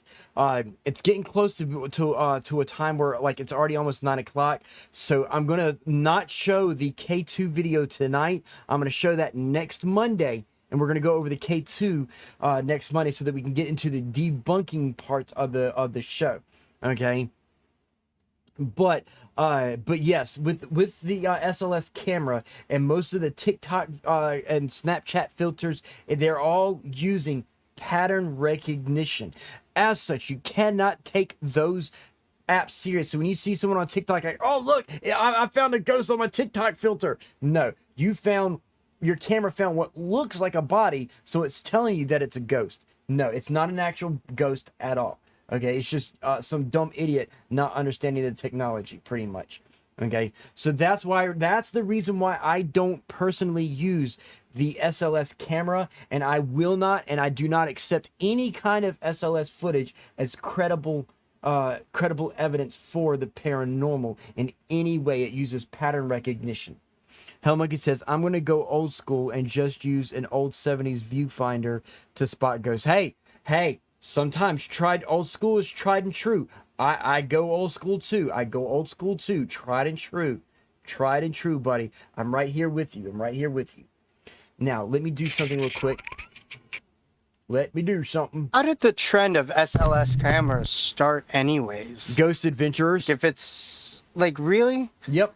If a lot of people, like true investigators, are saying they're bullshit, Yeah. and why did the trend get started in the first place? Like, So it's daunting to think that. So pretty much, I forgot what the guy's name is. There's this one guy who was using it, and he randomly saw he was in what was supposed to be a haunted place, and he took the concept that if it can scan bodies, if you hook it up to certain software that's connected with electromagnetic sensors, that using the electromagnetic sensors and whatnot, it should be able to detect ghosts in the electromagnetic spectrum as well. And he claimed that he caught a ghost with it. He's like, oh look, there's no one there, but it's caught a body. It sees a body. It's catching ghosts. And because he claimed it, then I'm gonna go. Oh, let's see. LOL, go ancient tech. Exactly, Hellmonkey. So anyway, Zach Bagans saw this guy doing this, and he's like, wait, we need to do this because we can see if there's ghosts there, and they randomly caught these disembodied fake ghosts, and they're like, oh look, we got ghosts, everybody. And then he pulls his basic, oh well, this is so and so, he's highly regarded in the paranormal world by all paranormal investigators, and everybody loves this guy, everybody respects this guy, so his technology that he comes up with is the best in the world. It's undisputable technology, so people believe at the time thought Zach Bagans was real. And was like they believed everything that Zach Bagans said, because why not? He's a famous TV person. There's no way to disprove he doesn't know what he's talking about, in the paranormal world, except for people like me. So people take his word credibly. So they take this other guy as being a credible paranormal inventor. And they take the SLS camera. So then Joe Schmo wants to be a paranormal ghost hunter like Ghost Adventure. So they buy the gear and do their own ghost hunting shows. And Joe Schmo, who doesn't do TV shows but wants to be a paranormal investigator, he'll pretty much go into his personal investigation with his friends. Like, oh, we're gonna go ghost hunting. I bought gear and I want to go ghost hunting. Y'all want to join me along? So come on, let's go along and do some ghost hunting. Look, I've got an SLS camera. This is cool. Look, we got a ghost. Hey guys, we went ghost hunting the other night and we got ghosts. Look, this SLS camera proves it's a ghost. So it became a popular item to have. And anybody who doesn't actually understand the paranormal world and think they do because they go off of what ghost adventurers say, take it as a credible device, and everybody buys it. How's that for an answer, Baron? Yeah, it's I can't believe how, like, somebody who likes to lead people to falsehood can get so popular, and then them being it becoming a trend to the point where it really takes away from the actual ghost investigators. The problem is a lot of people, when they see people on TV, they believe TV. They believe that. That's the problem. It's like, oh, Zach Bagans, he's a ghost adventurer. Right. He claims that he's been doing this for years, and the TV wouldn't lie to us. The TV station wouldn't lie to us. So Zach Bagans is he went and bought this museum and buys up paranormal items that he puts in his museum. He's a legit ghost hunter, guys. He's on TV. He wrote a book. He has to be legit. So that they believe the falsehood image presented to them. So there's no way, there's no reason to dispute it. So then they accept it as real. They don't have people like me. The people like me don't get made famous because we're being overshadowed by somebody who's all about marketing over actual evidence. Right. It's your typical Billy Mitchell bullshit. Exactly. Now here's the thing. The problem is most people watching Onyx doesn't know who Billy Mitchell is. Oh, okay. So you may want to explain that real quick. Billy Mitchell is supposed to hold the world record for, what is it, Pac-Man? Yes. Yeah, Pac-Man. And his world record runs have been debunked numerous times, and yet he still fights, and he still says that he is what he says he is. Champ, yeah. He's just like, because of his fame, people believe him. Yeah. Even though people know he's a started fraud. believing his own hype. Exactly. Yeah, At the end of the day, exactly. he believed his own hype. The fact that he lies to himself every day, saying he has He's a the cocky world record. motherfucker piece of Oh, shit. he's Like, real His own cocky. hype.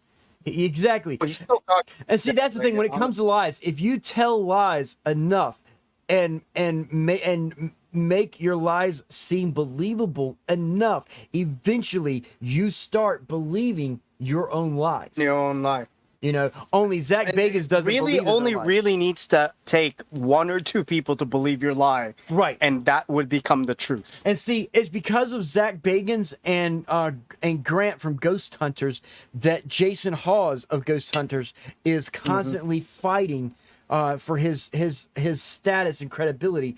Jason Hawes is a real paranormal investigator. He really knows what he knows and does what he does. And they're like, oh, well, Zach Bagans is fake, and Grant, who was your partner, was proven to have faked some of the stuff, so he left. So you have to be fake too. I mean, come on, your buddy Steve Gonzalez, who used to be a cop, who's now a filmmaker with fuck, what's his name?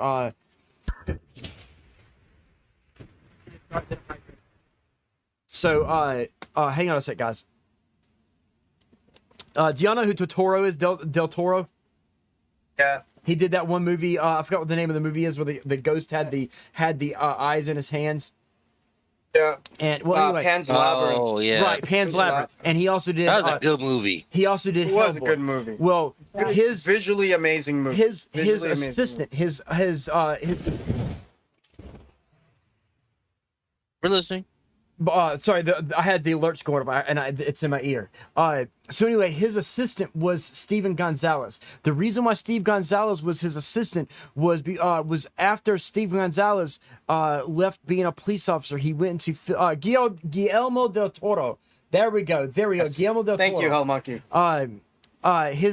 Steve Gonzalez was his production assistant. Okay, so people are like, oh, he's a filmmaker. No, he was a production assistant. When Guillermo del Toro wanted coffee, Steve went and got him coffee. If Guillermo del Toro told him to write something down on the clipboard, he was a grunt. He didn't actually make the films. He was just a gopher.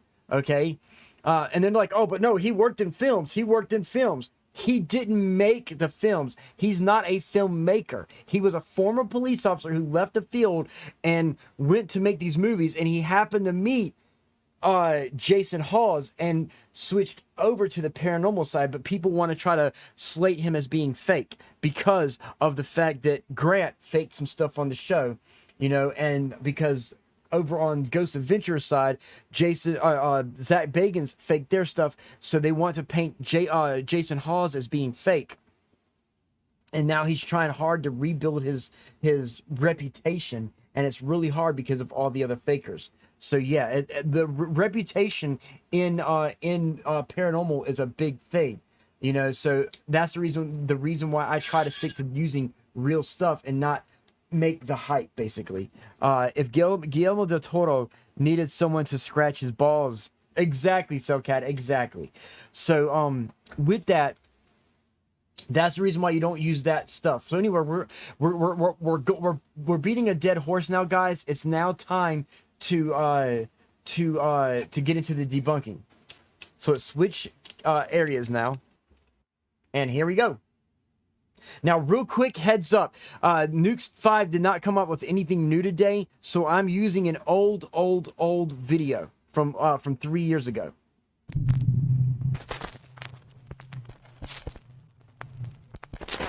The top 5 ghosts in haunted places caught on camera. That's real. The Old Taylor Memorial Hospital. The Taylor Memorial Hospital was built in 1937, and at the time it was the only hospital serving much of southern Georgia. hospital treated hundreds of thousands of people, and was the final destination for many deathly ill patients. Throughout the hospital's history, there were many reports of people hearing mysterious voices in abandoned hallways, strange unexplained shadows, and even objects moving on their own. The old Taylor Memorial Hospital was closed in 1977 and left abandoned.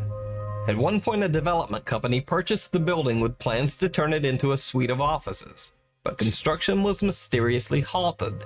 Rumor has it that the construction company experienced so many spooky paranormal events that workers refused to continue the project. When the television show Ghost Stalkers filmed in the haunted building, they caught what may be the first full-body apparition of a ghost caught on camera. What the hell is that? Now, real quick, guys, these ghost stalkers and a lot of these shows that they're talking about, when they say that the popular TV show, they're not talking. These shows were not on actual TV. These shows are YouTube videos, are YouTube filmmakers that they, for some reason, claim that YouTube is TV. But I just want to kind of point that out. Replays show what seems to be a solid figure walking by the incinerator room. The check-in camera has captured something shocking.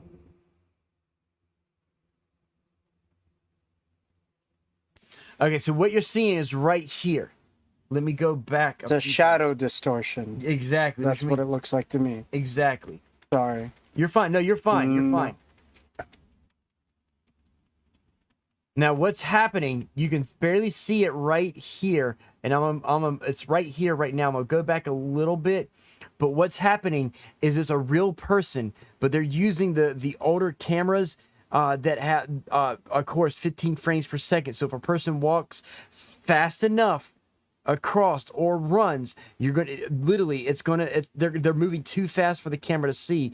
So you're seeing light distortion as shadow distortion, as Baron states. So it's going to look like something's moving, which something is moving, but it's too fast to capture the actual image, only the light distortion moving.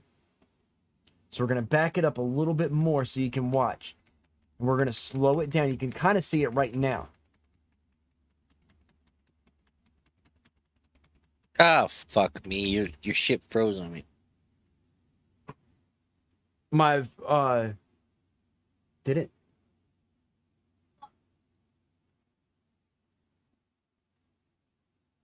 Are you seeing it now?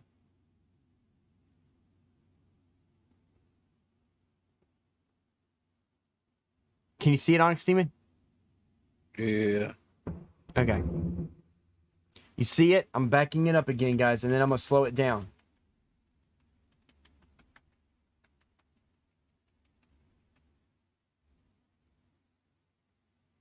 Okay, now let's slow this down through the Onyxx Demon slow mode.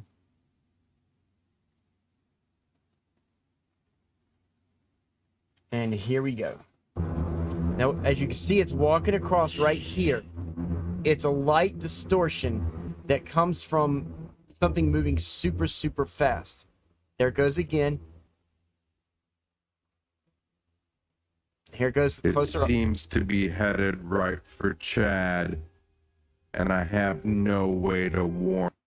So it's headed to his buddy Chad. That's a demon. I know, right? No, for real though, his fucking legs are probably fucking 5 feet as it is.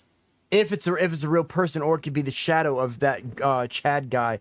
Maybe. That's what I'm saying. It's probably moving so fast it's a light distortion. So if it could either be a demon. I'm not saying it is, but that's what it looks like, is a light aberration. Him. The strange figure was dubbed the Tall Man by online fans of the show. The Amityville Horror. Here we go, Onyxx. So-called Amityville Horror House in Suffolk County, New York, may be the most famous haunted house in the world. It was the subject of a popular bestseller and an endless stream of Hollywood horror films. The house was the site of a horrible crime in 1974 when Ronald DeFeo murdered his entire family as they slept, claiming that he was possessed by an evil spirit that lived in the house.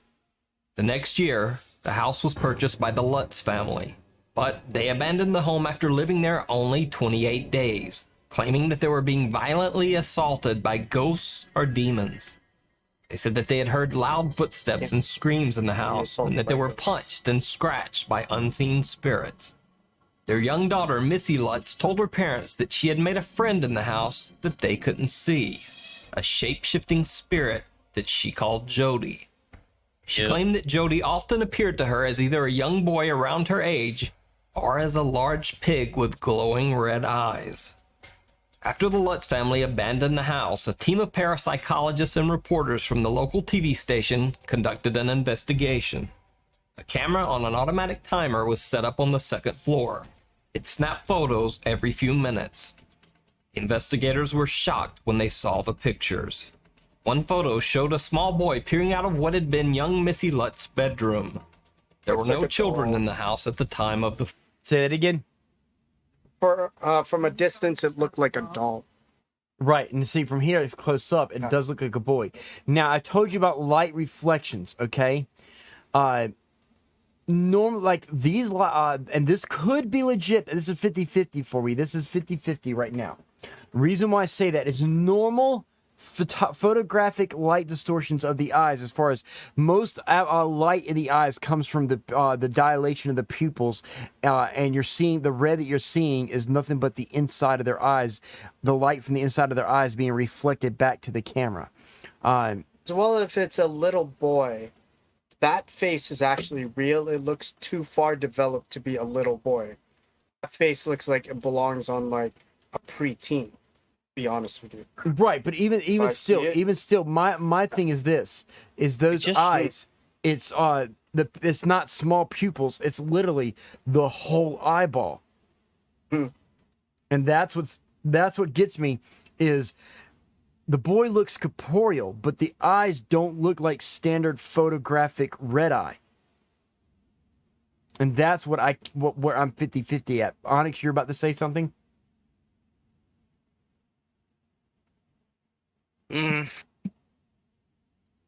What's your thoughts on the picture? Picture's fake. Photo. When the picture was later shown to the Lutz family, their daughter Missy simply replied, "Oh yeah, that's my friend Jody that I told you about."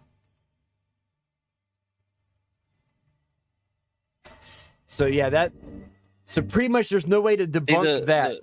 There is a I'm trying to Google it here. Yeah, it's right here with the whole pig.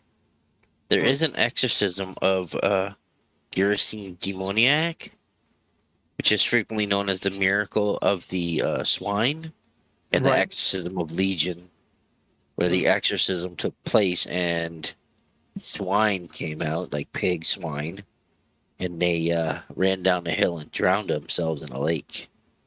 So that intrigued me when it came to her talking about a golden pig. Right. But that picture was...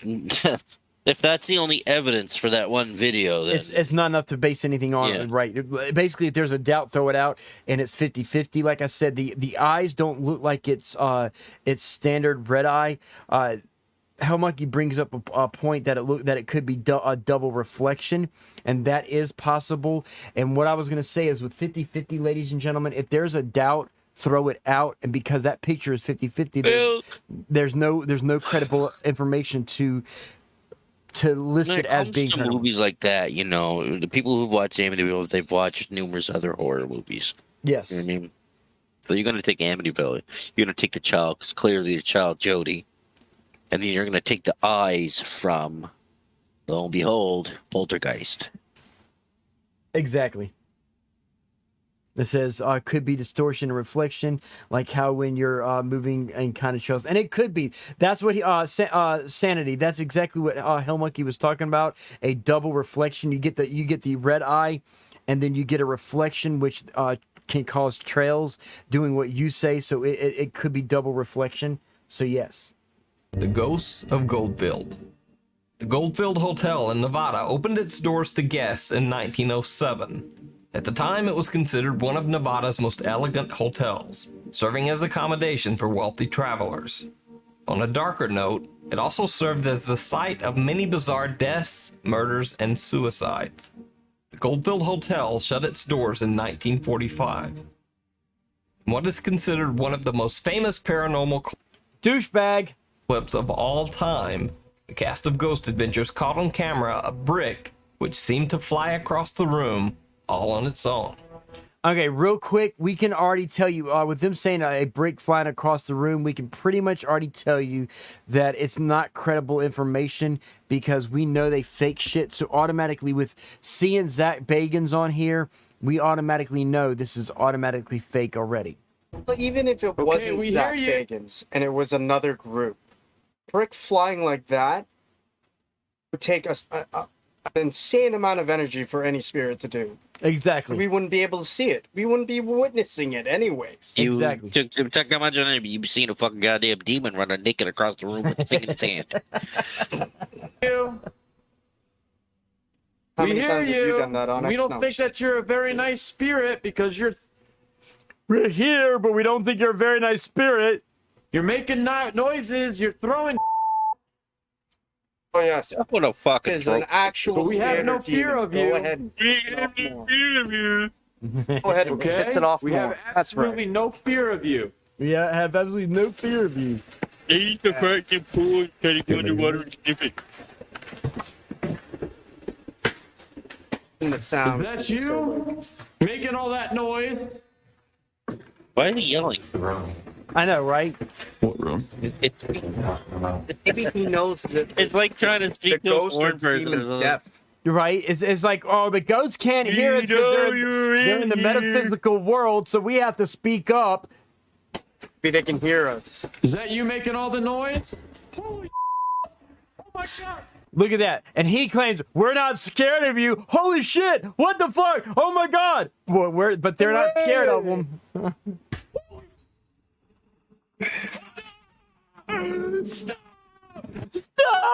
Stop! We're not scared of you, but we're whining like little babies. He went from under this year real quick. Yeah. And you can tell in their voice that that's fake as shit. Is that you making all the noise? Holy oh my god. And this video, by the way, ladies, last year I showed how this video was done, where it's being thrown. Basically, let me go back to where it happens. Watch, this is cool. Watch. That's definitely not a brick. Oh no, that wasn't a brick. You'll see it. Hang on. Definitely not. It's a brick. Watch. You're not seeing the brick right now. Doesn't look like it. Well, you're not seeing the brick yet. Just watch. Here, hang on. Let me go back a little bit further rather than doing it frame by frame. Now watch. It does happen. Is that you? Now it's going to happen in here. Let me slow it down so you can see it. And I'll tell you how it happens. They couldn't even afford better lighting. Well, see, this is one of their very first seasons, okay?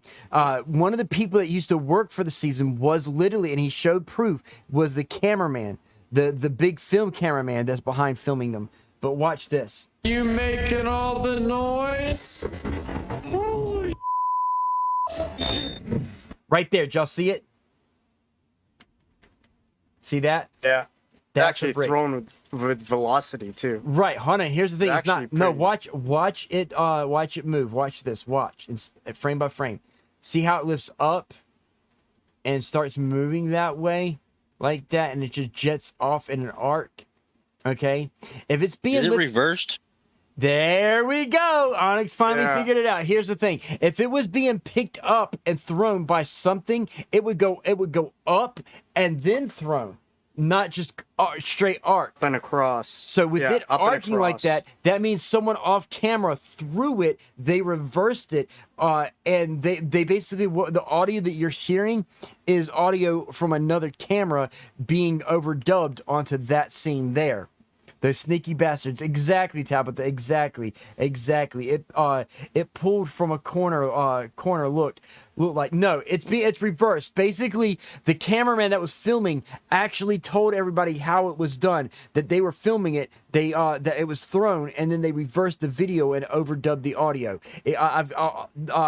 One of the coming Mondays, I will do a Ghost Adventurers debunking and show you all the things where they faked shit, and this will be included. And the cameraman even shows you clips where you see him turn the camera. Is that an interview? Yeah. Was that an interview or an episode? It was an interview. Drop that in your Discord when you have time. I will. I want to watch that. I will. Oh my god! Oh, let me speed it up. Let me speed it back up.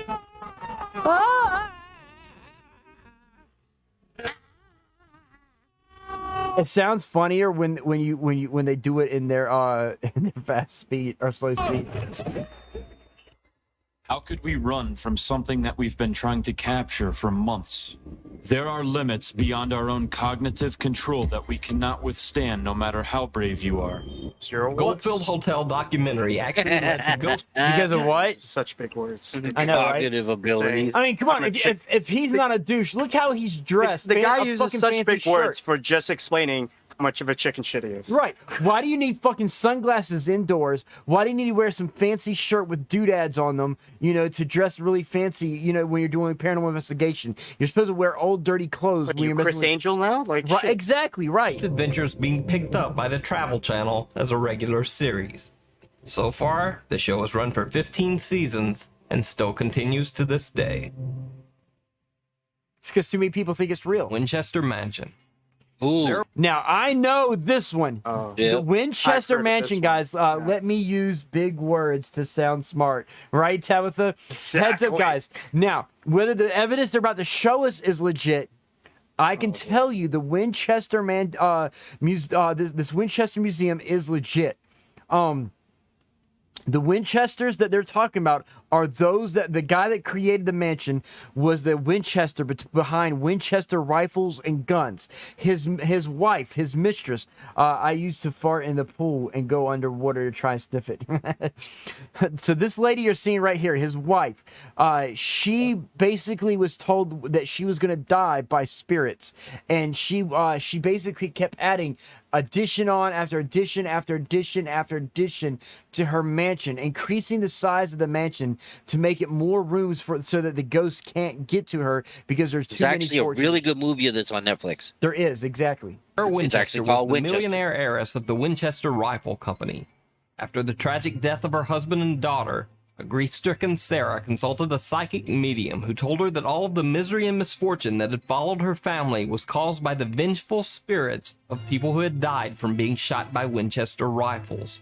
The psychic told her that the only way to break the curse was to build a massive house for the ghosts to live in. She said that if Sarah ever stopped building the house, she would die too. So in 1884, Sarah Winchester moved to San Jose, California, purchased a 6-room house, and immediately started building onto it. She hired 22 carpenters and kept them working year-round, 24 hours a day. Workers at the house reported many strange occurrences. They would hear disembodied footsteps and voices, and the organ in the house would sometimes play by itself. Sarah Winchester would draw up new construction plans every night and present them to her construction foreman the next morning. Some of the plans made no sense. Stairs and doors that led nowhere, and bizarre rooms inside of other rooms. Sarah believed that these odd designs would confuse the evil ghosts that haunted the house. For the same reason, she slept in a different bedroom every night.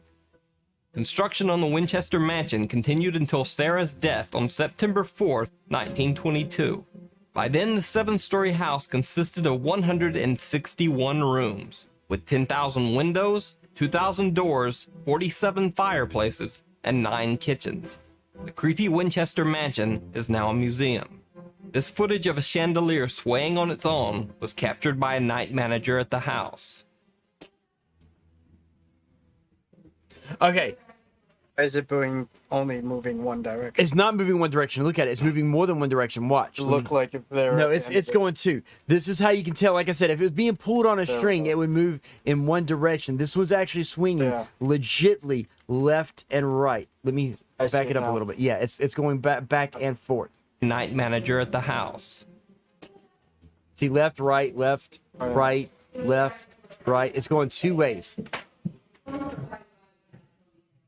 And it stopped, and then it started again.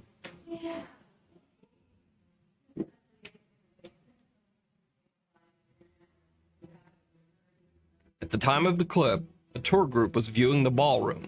The chandelier in that room was swinging as well. The haunted Holmesburg. So right there, that's legit paranormal right there. It's moving in two directions instead of one direction, so that this way you know it's not being pulled by a string. Where the demon's at, right? So yeah, it's moving in multiple directions, thus not being pulled by a string.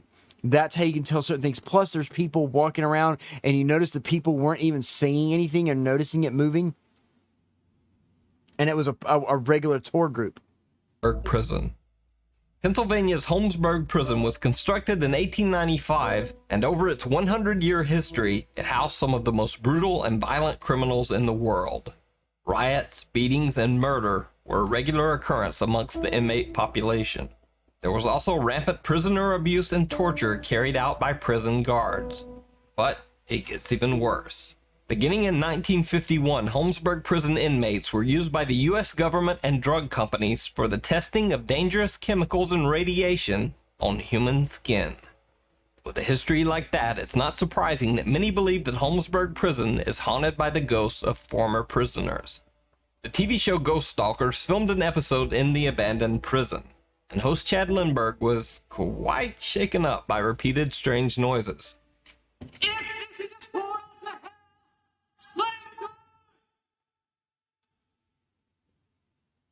You can cross over. Is that Jesse from the Fast and Furious? What was that? Is that Jesse from the Fast and Furious? That's what I was thinking. It's not, but it's not. What's but his name? I forget. That's the Chad guy there. But you notice? Did you see how he had the shits taken out on me? Let me get fast forward. Oh no, it's him. Yeah, it's him. I'm looking right now. I'm Googling it because I guarantee that's fucking him. It's got to be. It's him. It's him. Prison. Chad Lindberg, yeah. Chad Lindberg was quite shaken up by repeated strange noises. So this tells you right here that he, before he was an actor, before he was doing movies, he was doing this ghost hunting. So he's an actor doing a ghost hunting thing. So you know this is fake right there.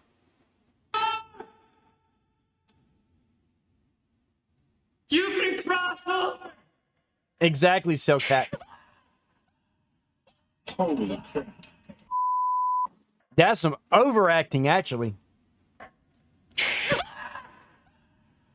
Holy crap.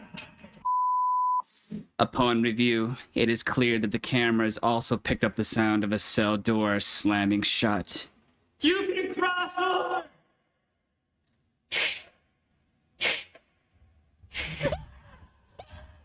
I'm officially lost my control.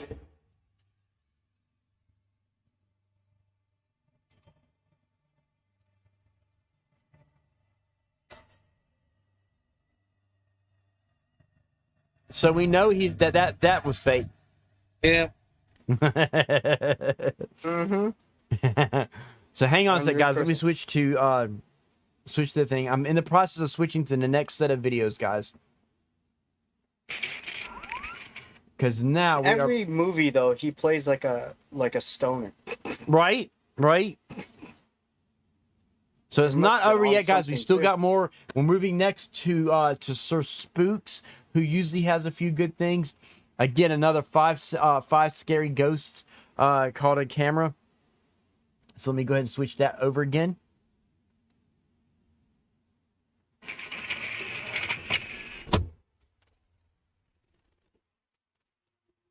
Hello everyone, my name is Sir Spooks. Today we'll take a look at 5 scary ghost videos you've never seen.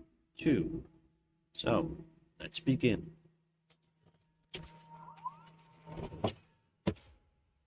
Epoch Paranormal is a very unknown YouTube channel that specializes in uploading fascinating videos relating to various different paranormal investigations, abandoned building explorations, and more. While lots of their videos are highly entertaining, the best of them all is without a doubt a recent video in which the crew explores the West Virginia Penitentiary. Throughout the course of the video, we see just how run down and eerie the place is. Most people wouldn't dare step foot inside the place, but the people behind Just an FYI, people, the West Virginia Penitentiary that they're talking about is in Fallout 76. It's a 1-1 scale of the actual penitentiary. Epoch Paranormal are definitely courageous. At around the 3-minute mark, the cameraman walks down a creepy cell block and captures something chilling. Take a look and see if you notice anything out of the ordinary.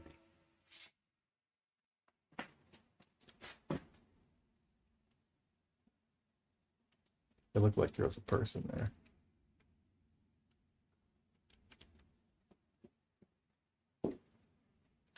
Right there in front of me, it looked like there was a person. Did you see it? If not, it's easy to see why. There appears to be some sort of shadow-like figure quickly walking by, off in the distance before disappearing altogether. Even the man filming says, "It looks like there was a person there." The video ends shortly after this, so we are left to wonder, what exactly was recorded in the West Virginia Penitentiary that day? Because this video only has a little over 100 views, we may never know for sure. Now, I don't know if anybody's ever seen it, but Ghost Hunters did a investigation of the same place, the same thing, and Jason caught on thermal camera what looked like in the same area, the exact same area, only they were closer up than where this guy is. And they caught what looked like through the thermal a guy that looks like he was wearing a prison guard uniform. Do you think it's a residual? I think it's residual. It may not be intelligent, but I do think... I could agree with that. I do think because I saw something too. I saw a shadow over there. And, yeah, me too. And I think, if anything, it was residual because, like I said, Jason caught the same thing. And it was the same exact motion, the same exact spot. I think it's a residual haunting that's just repeating over and over and over again. So this is, I do think this is legit because I know what I saw with Jason Hawes. It was Grant in a costume.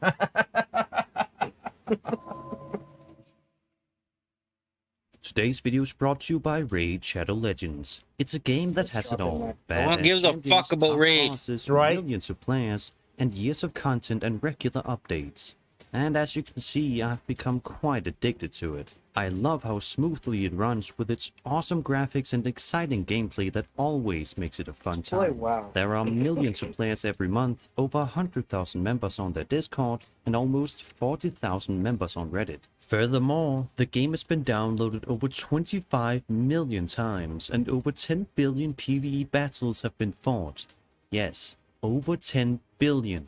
That's insane. Last month, Raid just released their biggest ever update. The main event here is the Doom Tower. It's a giant tower with 120 floors, a bunch of secret challenge rooms, and 12 seriously badass bosses to take on. This is something I've been looking forward to for a long time, so I can't wait to dive in. And another bonus is the fact that the Raid team is giving away a bunch of new free goodies, plus a super special champion to help get everyone started in the tower, Bulwark. If you want to get a huge head start in Raid, all you have to do is hit the link in the description, and if you're a new player, you'll get your free Void Champion Bulwark, 50 gems, an XP booster, some energy refills, and even an ancient shard as soon as you get in game. All this treasure will be waiting for you here. The rewards will be available only for the next 30 days and only for new players. You can find me in game under the name Sir Spooks. And if you're quick enough, you can even join my clan. Download Raid using my link in the description or the QR code on the screen to get all of the rewards. Thank you Raid for sponsoring this video.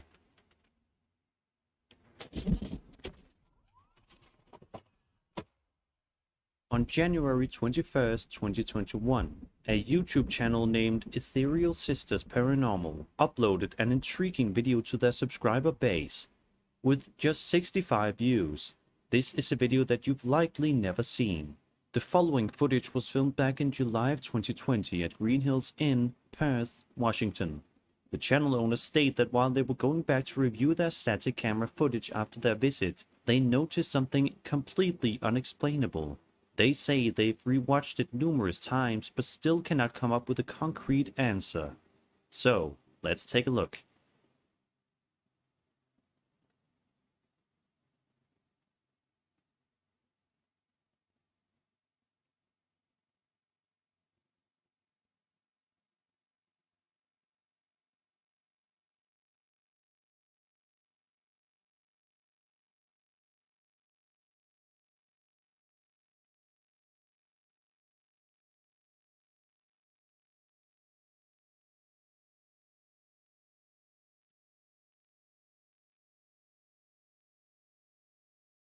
It's a reflection.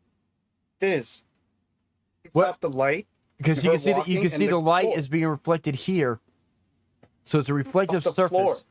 So something Off the floor, too. exactly. So whatever it is it's light being reflected.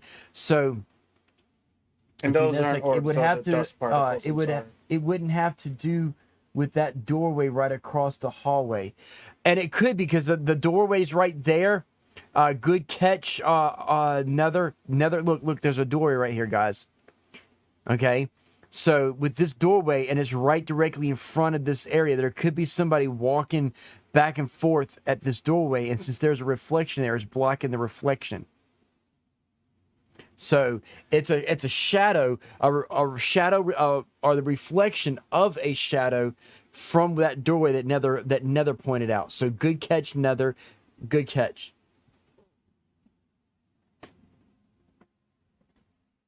They're talking about an orb. All I see is like dust.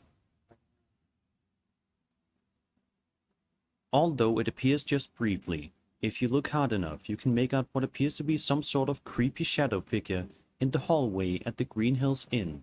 The Ethereal Sisters Paranormal channel says that after this video was filmed, they went back to film some more footage and they plan to upload it in the near future. Let's hope that in their follow-up uploads, we will get some much needed answers as to what exactly is wandering the halls of the Green Hills Inn. They were wondering how it's probably one of them. The following video uploaded to a relatively unknown YouTube channel known as Haunted Mississippi. It's a great demonstration of how terrifying it would truly be to conduct a paranormal investigation. It also shows how intense things can get and how fast they can escalate. Right from the start of the video, we follow a group of investigators as they begin to set up various different investigative equipment, when one of the men says, "Can you laugh or crawl like you did the other day?" As soon as he says this, a door opens in the room. But that's not even the creepiest part. Just a couple of seconds after the crew begins to talk about the door opening, they hear something that understandably chills them right to the bone. Have a listen for yourself. Can you laugh or cry like you did the other day? Oh, yeah. At the door? Yeah, I think so. Here.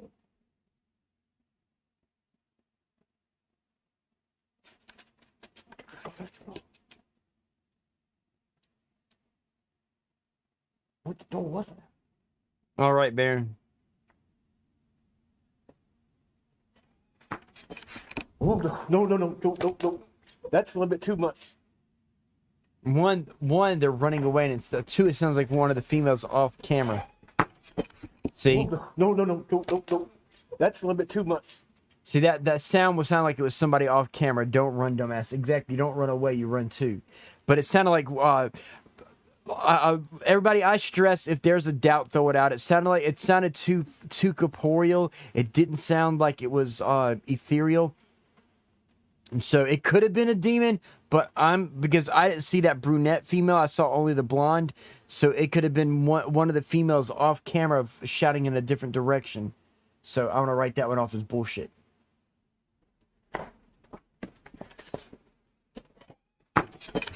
Oh, no, no, no, no, Did you hear it, Demon? That's a little bit too much.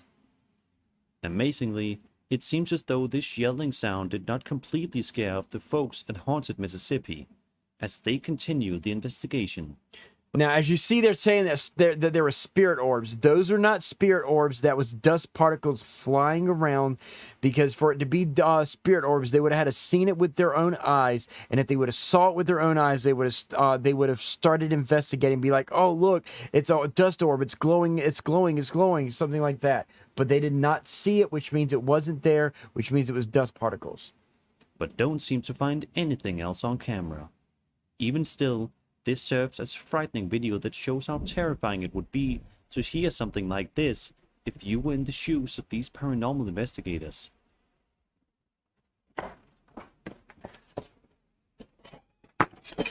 Oh, no, no, no, no, no, no. That's a little bit too much. Hell monkey. This video, uploaded to YouTube by a man named Eric Glosser, was filmed at the infamously haunted and eerie Waverly Hills Sanatorium, Dustberry located in Louisville, Kentucky. Louisville, It isn't Kentucky. referred to as one of the scariest places in the world for no reason, as Glosser's video is a great demonstration of why ghost it has such an gremlin imp. infamous reputation. In the video, which was filmed all the way back in 2011, we see what appears to be the dark and dreary hallways of the Waverly Hills Sanatorium late at night. For a few moments, there appears to be nothing out of the ordinary here. The place looks to be creepy, but nothing actually scary happens, right? Well, you'd be wrong. Waverly All of a sudden, Sanitarium, people. Something bizarre appears that will creep you out. Take a look and see for yourself.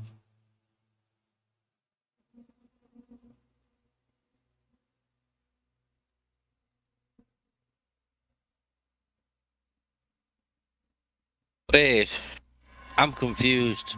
What's wrong? Although it moves by in a very quick motion. Go back to the beginning of this video, please. Yeah. To the very, very beginning? Yeah. Hang on. I went a little too far. This video, uploaded to YouTube by a man named Eric Glosser, was filmed at the infamously haunted and eerie Waverly Hills Sanatorium, located in Louisville, Kentucky. It isn't referred to as one of the scariest places in the world for no reason, as Okay. Glosser's video is a great demonstration fake. of why it has such Why do an you say that? infamous reputation. In Look the where it video, says 9 which was years. filmed all the way back in 2011, we see It says appears to what? be See where it says 9 years ago? Okay. Wait till you see the timestamp on the video. Oh, shit. Hang on. You're gonna enjoy this one. Waverly Hills Wait till the Sanatorium, timestamp happens. located in Louisville, Kentucky. It isn't 9 years ago. Okay, okay, okay. Watch the video now. referred to as one of the scariest places in the world for no reason, as Glosser's video is a great demonstration of why it has such an infamous reputation.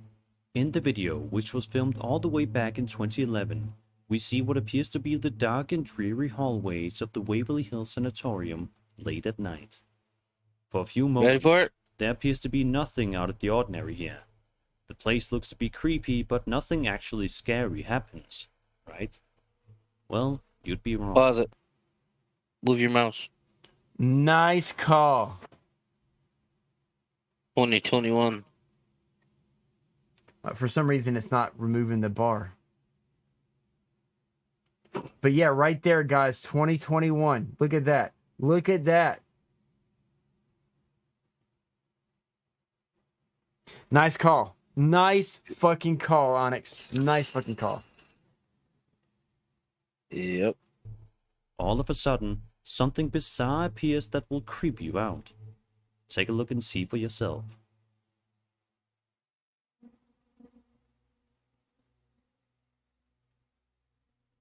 It's a nice call. So it's probably stop animation or something. Who knows? But yeah, it's the date on that Although it camera moves by shows in that very it's quick that motion, it's just if you recent. slow down the footage a little bit, you should see what seems to be A6. some sort of small child, or rather a small ghostly child. And that was just running recent. down the corridor at an inhumanly fast speed.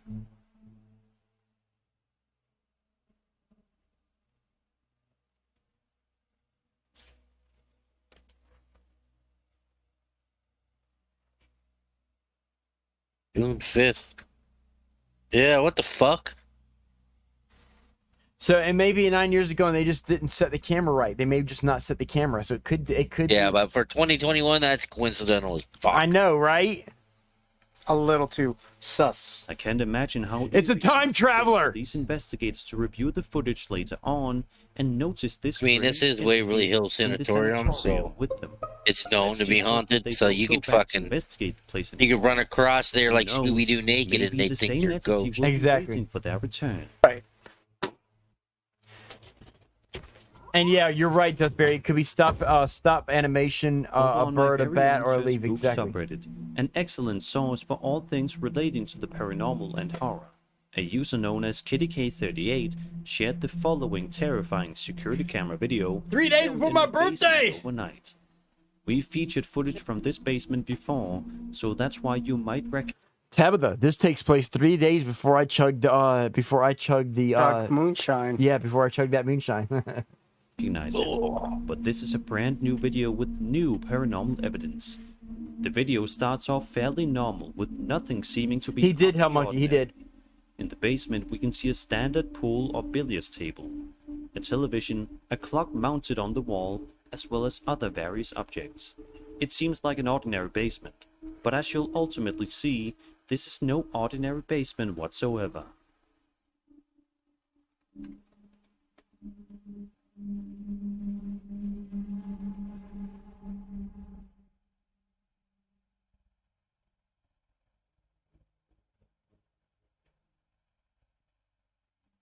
The way the toy car moves all the way across the table is definitely scary, regardless of whether or not this is fake or real. Furthermore, some candles on the table move by themselves, and something in the background falls off a cupboard.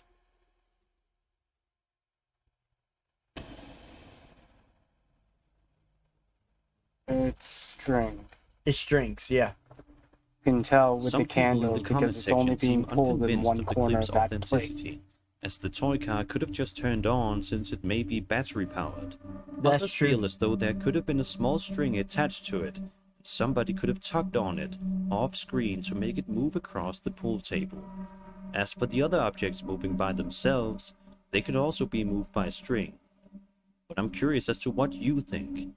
Is this authentic footage of a ghost in this homeowner's basement? Or was this just a setup?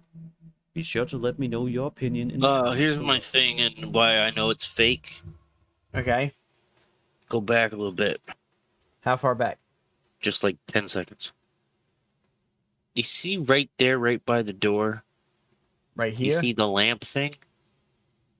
Yeah. That's not a lamp. That's one of them electrical things that you put your hand on in the fucking Right, the eyes electricity storm moves. things. Those Right. globe things. If Yeah. there was any type of energy happening in that room, that would fucking face That it. would that would have gone out. That would have gone out because that's generating a lot of electricity. So good fucking call. This video would go out anyway. Exactly. The camera would have gone out. That right there would have been the first thing because that one's producing enough energy for something to physically manifest. Wait. So What time is? Look at the time. Is it 2:10 in the morning? yeah, 2:10 in the morning. Look at the time on the clock. Oh, yeah. Where's the clock at? Right in the back back. wall. The clock says 6, 7, 8. But we already know that the 40, time 9:40. we know that could be a dead clock. The battery may be dead on it. This may be set wrong. Who knows? Yeah. Exactly, but that's still sus to me. Like, Rule 1: if all the electronics are working, exactly, Dustberry, exactly. If electronics are working, it's not paranormal. Below. And that was 5 scary ghost videos you've never seen, part 2. I hope you enjoyed the video, that one at and the if prison. you did, Right. subscribe for more scary content. Ladies and My gentlemen, name it's is now Sir time for Spooks, 5 and I'll more. see you all in the next video. Here's the next video. Billy fucking Bliss, what the fuck is up, bro? How you doing? Hello everyone, my name is Sir Spooks, and today we'll take a look Thank you, at Baron. 5 scary ghost videos you Words. shouldn't watch what I do. alone. Today's video is brought to you by Hunt a Killer. With the cold months approaching, nothing sounds better than curling up next to a warm fire, sipping on a cup of hot chocolate, and cracking open an intricate and mind-boggling homicide investigation. Hunter Killer is a game that puts you into an ongoing murder mystery investigation. It is one of the fastest growing subscription boxes in the country, with tens of thousands of subscribers It's actually really and cool. an online community connecting them all. Colonel It Mustard in brings the you and your library. friends It's kind of like that. Yeah, they send you together by every month. They challenging send you a to box of decode evidence. ciphers, examine clues, and solve puzzles. But you can also do it all by yourself. It's basically like an escape room delivered right to your door. Boa, how you Portion of the doing? Dropping out proceeds those from every alien box retros. goes to the Cold Case Foundation, an organization that helps real-life cold cases get solved. I think true crime is a fascinating and terrifying subject, so being able to take part in a realistic murder mystery investigation is truly something special. I love how well crafted and designed all of the evidence, puzzles, and case files are. If you're obsessed with true crime, then I can't recommend Hunter Killer enough. You can go to hunterkiller.com/Sir Spooks and use the discount code Sir Spooks for Use the 20% discount off your code. first box. Again, make sure to use Sir Spooks for a 20% discount. Long ass commercials. A YouTube channel by the name of A King published a video on November 19th, 2020, asking his subscribers to help him determine whether or not the footage he uploaded is real or fake. The following footage was recorded back in May of 2020 at the Eagle's Nest Hotel in Quincy, Illinois. Apparently, workers at the hotel have stated on numerous occasions that the place has had many strange things occur within. One worker responded to a complaint about missing items from a cart, so he went over to the security camera room to review footage and was shocked to see this.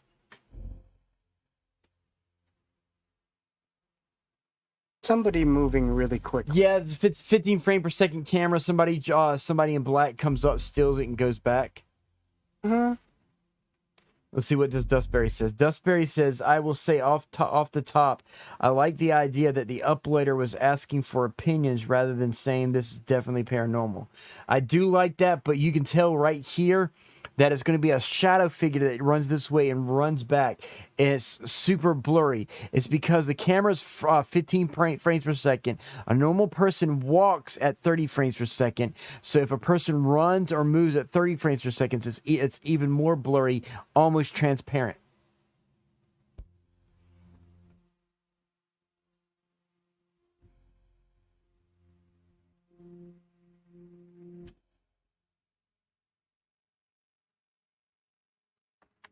See it, Onyx?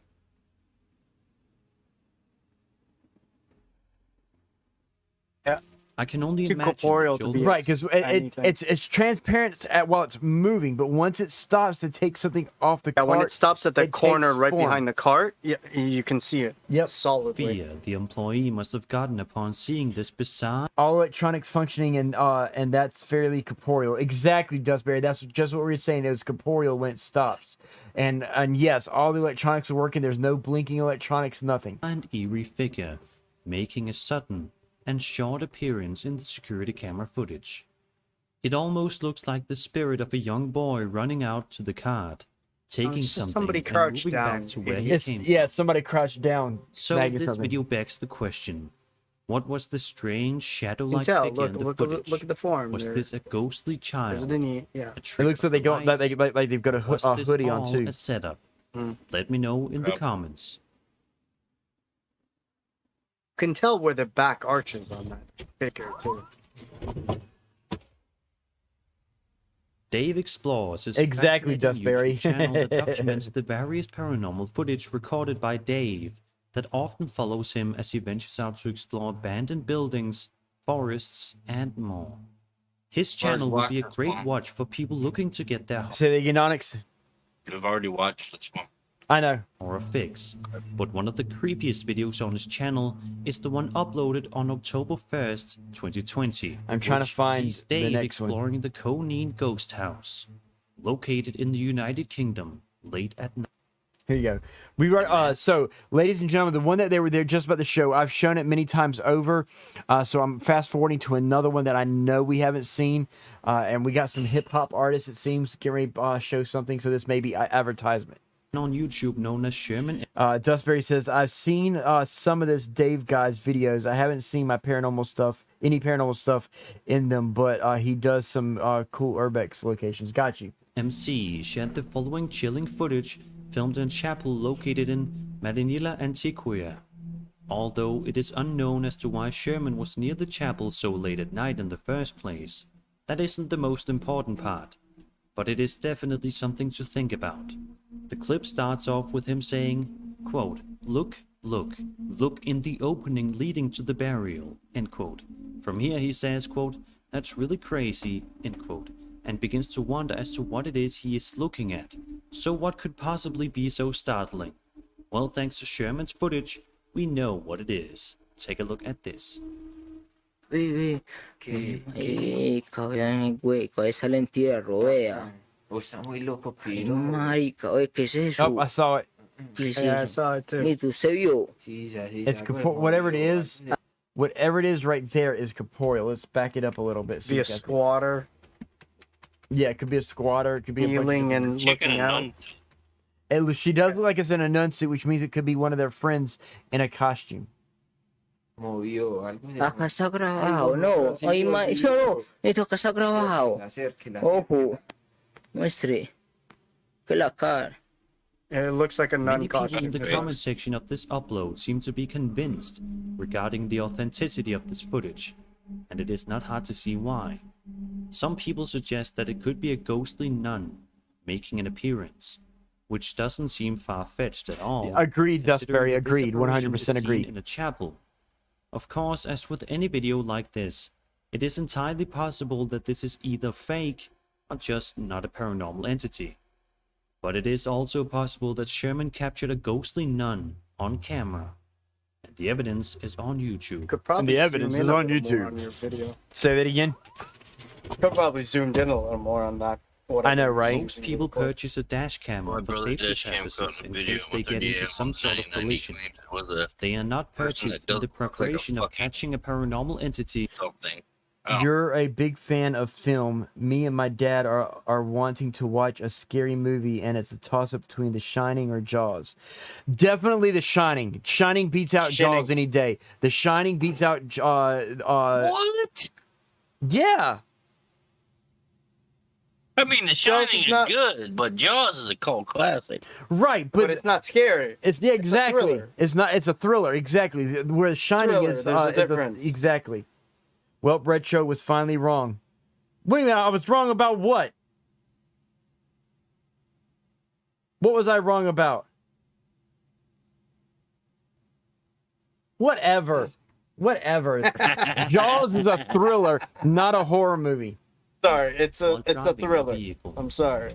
However, Reddit user J. When I saw Jaws, I laughed day one. It was a good movie. A scary movie that's old. It's tough.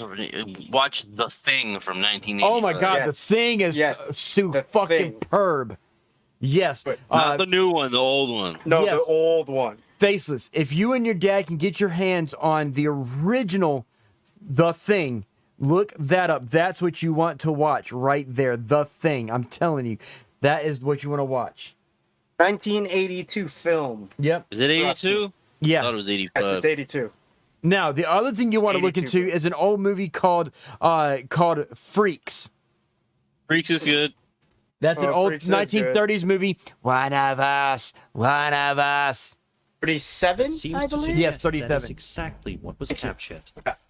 In the post, Jay Bronson explains, quote, my brother's friend caught this on his dash cam. I just want opinions to see if this is real or not. It was recorded the other night, end quote. So, without further delay, let's take a look at the dash cam footage in question and see what was recorded. Hey, I got Boa in here and Billy Blitzed, and they're fans of Grease. I'm fans of Grease, okay? I'm fans of Grease. I like Grease. I will sing that I can sing every single word in that song. But, oh, those summer nights. Let's get going. I got chills, bro, and they're multiplying, and they're not because you ate Grease. They're multiplying. Oh, there it is right there. Hang on, let's get back. I'll get back to singing in a minute. Right there. So here's the thing. Again, big dildo. If you're right, it's a walking dildo. So you can see right here, the color is blue. That's blue jeans. That's a white hoodie. What's happening, once again, everybody, the dash cams, 15 frames per second. So any movement that's 30 frames or faster is going to come across as being blurry. That is a person running across at probably 60 frames per second, not to get hit. So he's running fast, and he's going to come across as being transparent. Gotta go fast. I got chills, they're multiplying, and I blues in control. For the hate you're bringing. Wait a minute. What? It's life sucking. Man, that looks like a fucking extraterrestrial. Or Mr. Burns. No, it looks, Oh, that's a person. it's a meth addict. So skinny, it's a meth addict. Suddenly notice what appears to be a person. But it also looks like he in the has middle of the T-Rex road. arms. Look. What Yeah, makes no, it that's why I thought it was a. Because see, he just Its neck is huge, too. Right. He magically appears right here, and that's because he was running across and he started slowing down once he gets here. So because he's so transparent on the camera, so once he gets, that's when he appears. Because otherwise, he's transparent. Because if you watch it in slow motion, you'll see these lines sometimes have aberrations in them, and that's where he's running across at. Is that if you rewind the footage, the person does not appear in the road ahead of time. They simply seem to appear. See right there, it's because they're running across. They slow down once they get here, and so they appear because the camera can then recognize them.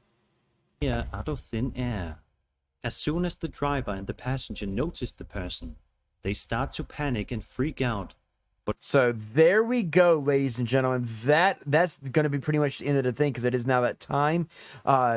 Onyxx, blue jeans, right? Blue jeans and a hoodie. Blue jeans and a hoodie because you can see a black T-shirt hanging down below it as well.